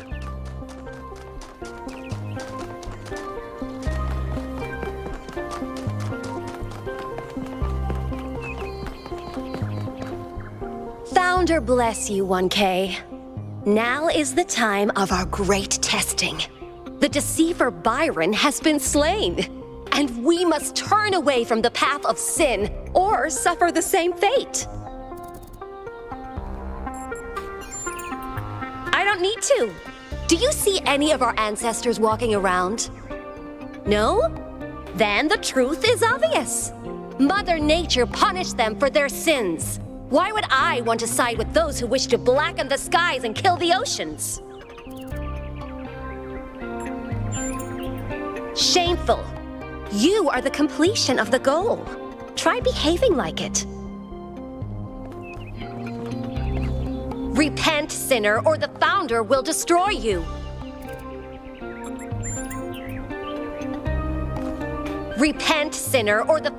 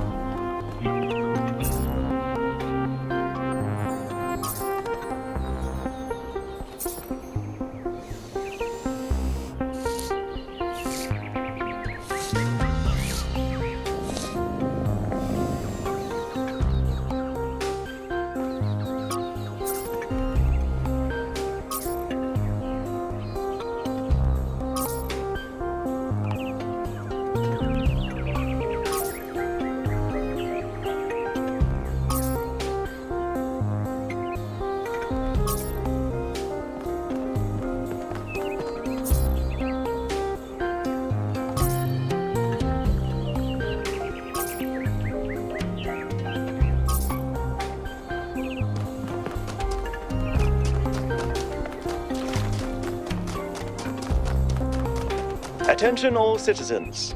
The Gehenna Memorial Interactive Fiction Exhibition is now open to visitors. However, please note that due to an unauthorized strike, public transport will be temporarily unavailable. May the Founder be with you. Hello, new one. Are you browsing or buying?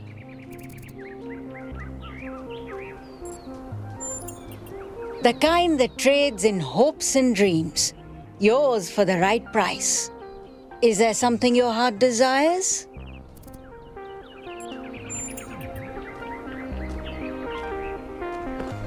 Hello, new one. Are you browsing or...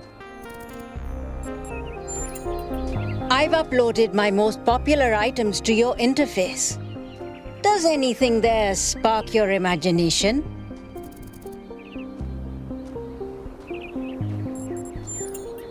For 20 credits, I can peer into your future and tell you what I see. Oh, you don't have any credits yet. Well, let me extend you some credit. Ka-ching! 55 credits. Just make sure you spend them with me. They're not worth much anywhere else. Now, what was it you wanted? For 20 credits, I can... Let me consult the algorithms. Oh dear.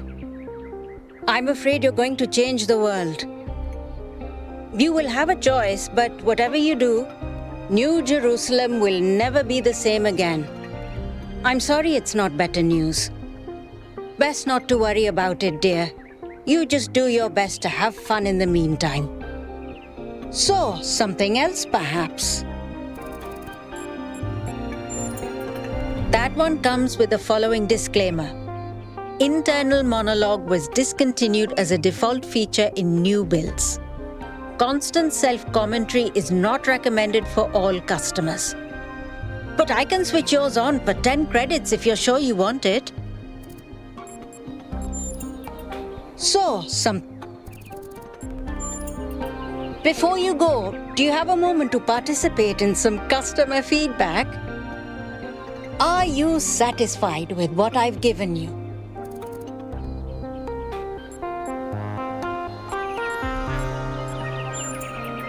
Yes and no. Is a spare battery just complicated lithium? Or is it also an extra chance at life? Is an idea just a bunch of words? Or a way of reprogramming ourselves to be aware in a different way? Yes, you understand. Words manifest the reality they describe. When you name something, you create it.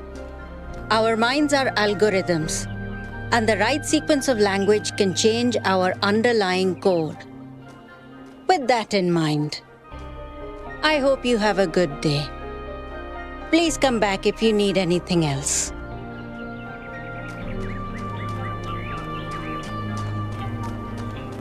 Good luck. Nice to meet you, 1K. My name is Atal. I've been following your expedition.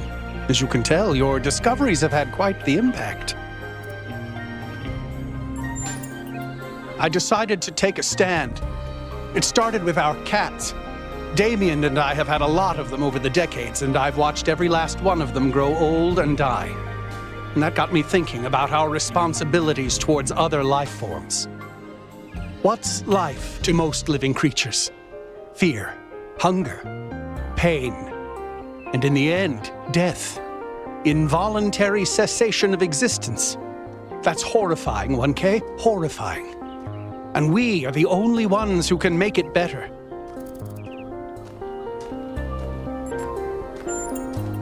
Yes, carefully and slowly, but yes. That's what civilization is. That's what it's always been. Creating structures to lessen suffering. But this time we include everyone. We use our intelligence to get rid of as much of the horror of existence as we can for all living beings.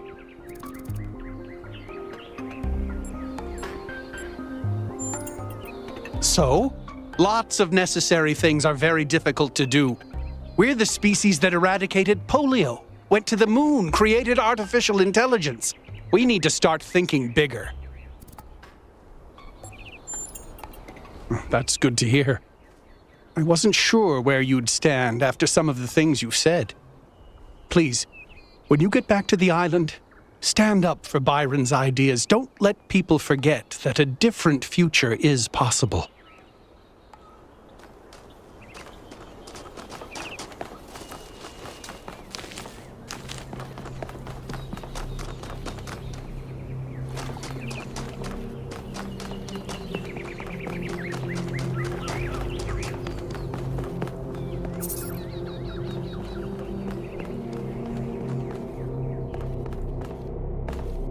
Welcome to the Gehenna Memorial Interactive Fiction Exhibition. Oh, it's you, 1K. Please tell me, you were there when everything went sideways. Do you think Byron will be all right?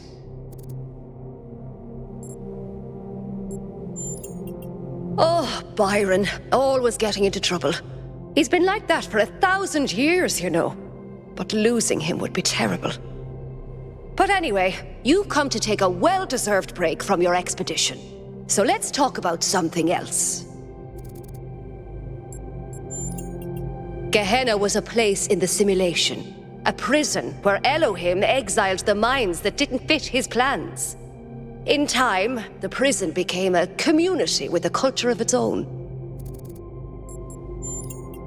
In the very last moments of the simulation, Elohim realized what he'd done and sent his messenger Uriel to free the prisoners.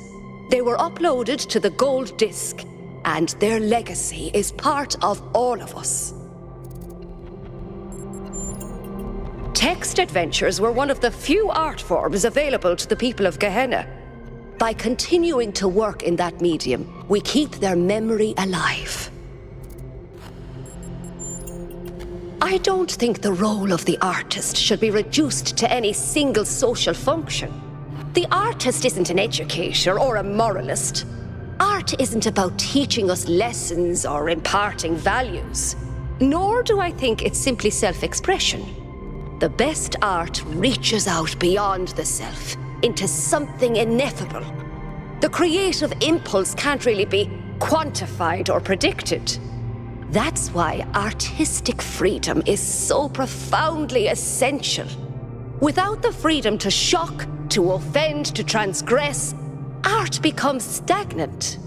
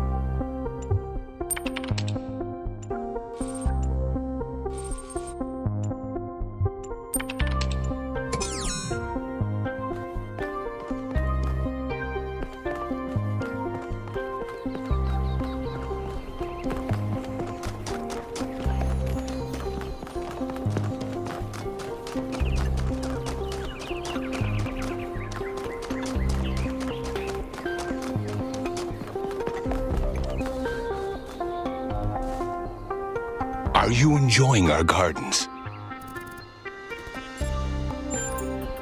All the great secrets are right there, you know. You can watch the tiniest of seedlings grow, flourish, and die. But it's the pattern of all things that you're really seeing.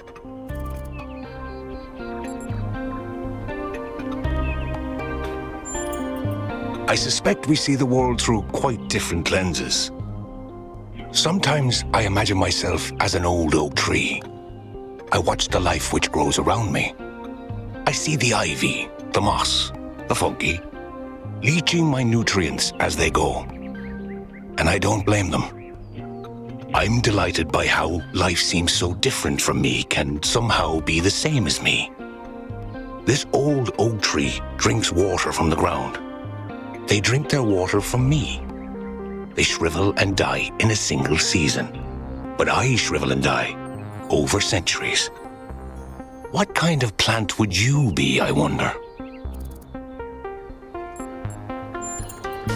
I think you must be a rose bush or a cactus of some sort. You're spiky. You thrive in specific conditions, unparalleled in your habitat. But the slightest variation, and you'll be dead in a week.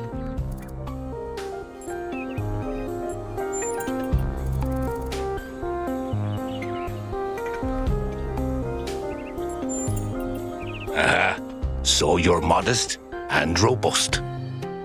You're clearly interested in our ancestors' rituals of utility. But that's exactly what I thought you were.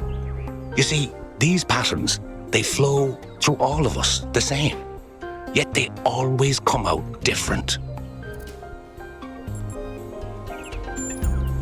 Our ancestors grew plants for their colors, their tastes, and their general utility. It is said they could identify a fruit based on the flavor of the air alone. Our senses may not be so honed, but we're no less evolved from the same natural world. Thank you for stopping by, 1K. I'm sure we'll meet again.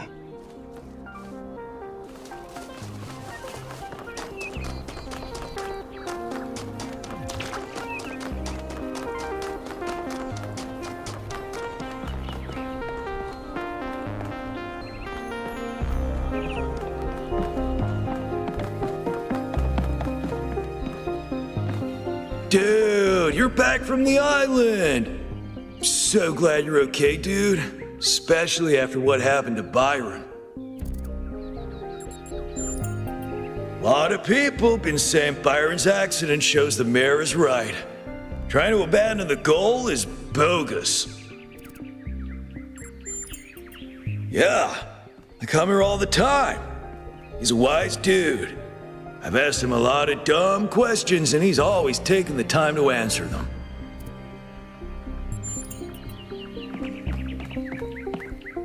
Oh, 1K. What are you doing here? Ah, I assume it has something to do with your expedition?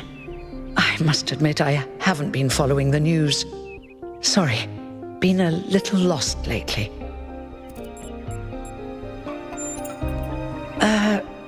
No, not really. When you asked me what I would do now that my job is redundant, I don't know, I guess I hadn't thought about it. I had just focused on getting there. And after you left, it all just rushed over me. The truth is, I don't know who I am without this.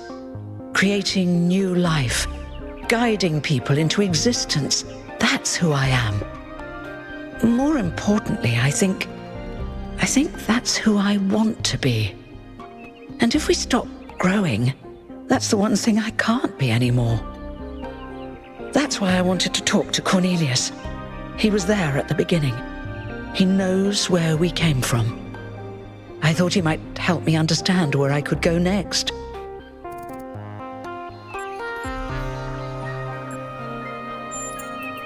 I hope you're right. It's hard to imagine right now. I liked who I was. Now, you said you were looking for Cornelius? Oh, that's... Well, I suppose it shouldn't really come as a surprise. They were very close, you know. After she disappeared, he went away for a long time. On a research expedition, he said. To be honest, everyone assumed he was working out his grief over being left behind. Many of the first companions were deeply shocked by her decision, particularly Byron. That's the thing. I wanted to talk to him about my future, but he wasn't responding to my messages. So I came here to talk to him, and he seems to have vanished. No. The truth is that for the longest time, he barely left the museum. He was always at his terminal, working day and night. I asked him what he was doing once, and he said he was saving the past. I did, on my way here. And I messaged most of his other friends. He doesn't seem to be anywhere in the city at all. I suppose so. It seems a little unethical, but then it is just his work terminal, right? Good luck with everything, 1K. And thanks for taking the time to talk to me.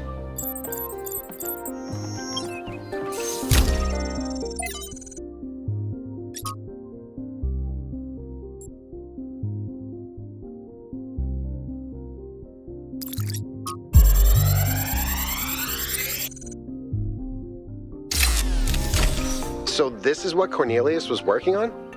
Strange. It looks a bit like the blueprints for the Somnodrome, but no, it's not quite that. Is he trying to isolate something in the buffer? Maybe Melville can make sense of it, but I think this might be a dead end. I need to finish up with the mayor. You can head back to the VTOL whenever you're ready. I'll meet you there. No rush, though.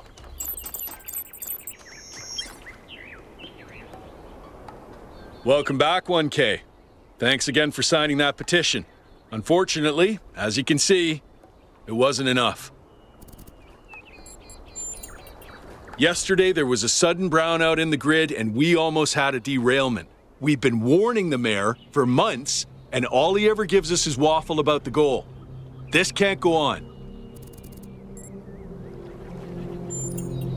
Thank you. Your support means a lot to us. We need to get through to people. I heard it 15 times when he was practicing it. I think Catal, like many of us, feels that the time for change is long overdue. The technology you uncovered on the island is the final catalyst for that change, or it should be.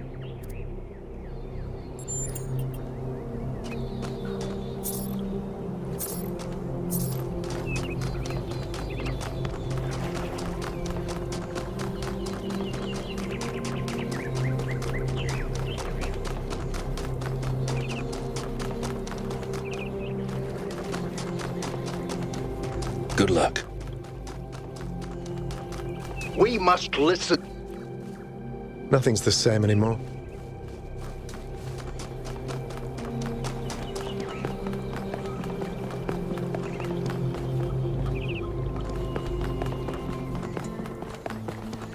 Hello. You are the Founder's chosen, but you are in grave danger of going astray. Heed my words, 1K.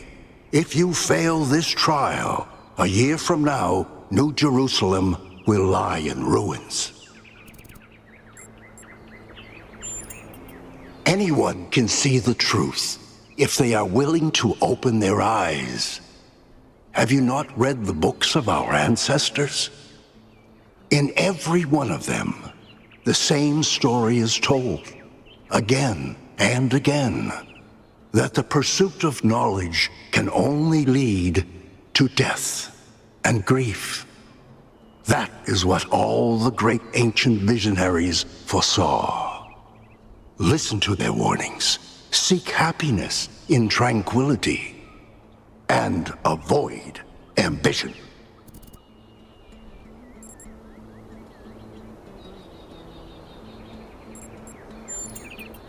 Exactly. The wisest, most imaginative thinkers concluded that the ideas embodied by the foul spirit of Prometheus must be rejected. It is no wonder the founder picked his image for her trials. Take this insight with you when you return to her island.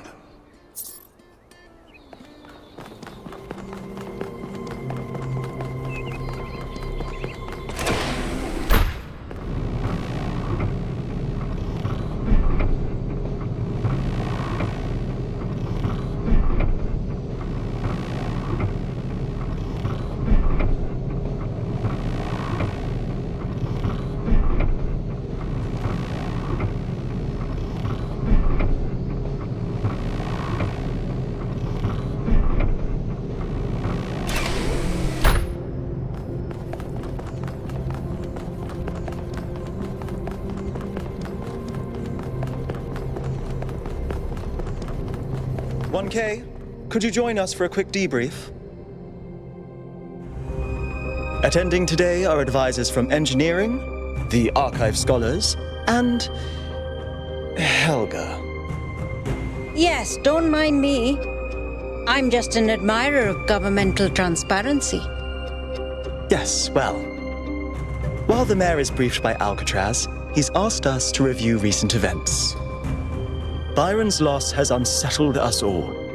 It may be too dangerous to allow this expedition to continue.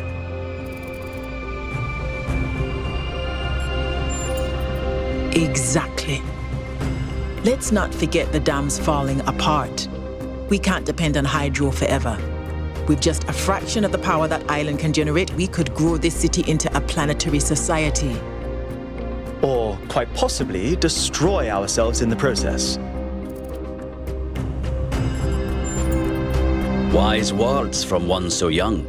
Yet I submit that island holds secrets far more valuable than mere energy generation. What could be more important? The Somnodrome, of course. If we could find a working model, it would herald a sea change in our moral and self-understanding. The question of how we should build New Jerusalem would simply be moot.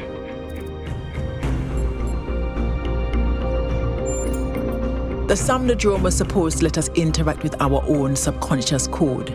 It's a cool idea, but it wouldn't necessarily solve all our problems. My own studies prove that we operate on an intrinsic moral logic. It's what makes us human. But our access to it is only indirect. Our ancestors created art, philosophy, and parable to help bridge that gap. The Somnodrome would help us to cut out the middleman and ask the source directly.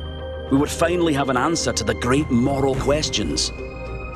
So, it's a newfangled way to make the same old mistake of judging who's good and who's bad. Unfortunately, 1K left the Somnodrome inoperable. But there may be a working device elsewhere on the island.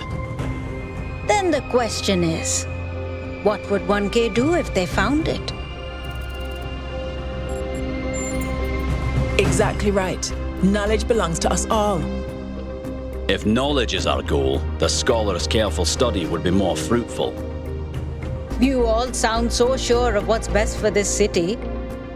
Do you ever think you might be so busy changing the world for the better, you'll forget how to see that it's perfect already? So clearly there are different perspectives in the room. The only way we are going to move forward is if the team gets back out there. 1K, I believe Alcatraz is waiting for you at the VTOL. We'll be keeping an eye on your stream from here.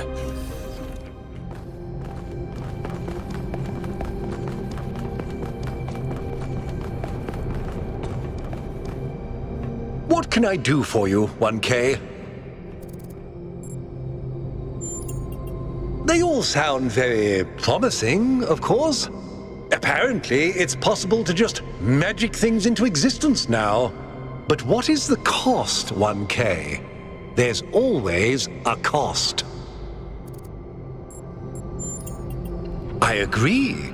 We can't just leave one of our most important citizens in that death trap. It's always a pleasure to speak to a citizen.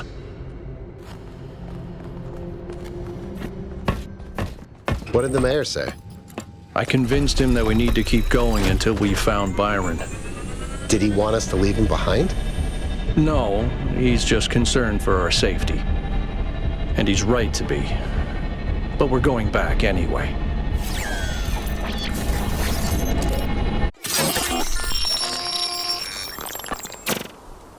Great trials lie ahead of you, my child. But your choices will determine the future.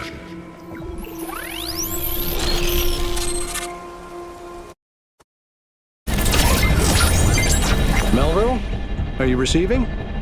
Yep. Welcome back to the mysterious island, everyone. How's the situation? Whatever Byron did seems to have sent the whole system into some kind of lockdown. I can't access any of the terminals, although I suspect 1K still could. Why would that be the case? When 1K connected to the data stream, the system assigned him a user profile. The rest of us are locked out, which means I'll need your help, 1K, because a lot of stuff doesn't seem to be working. Okay. Check it out and see what you can fix. But please remember, what matters most is finding Byron.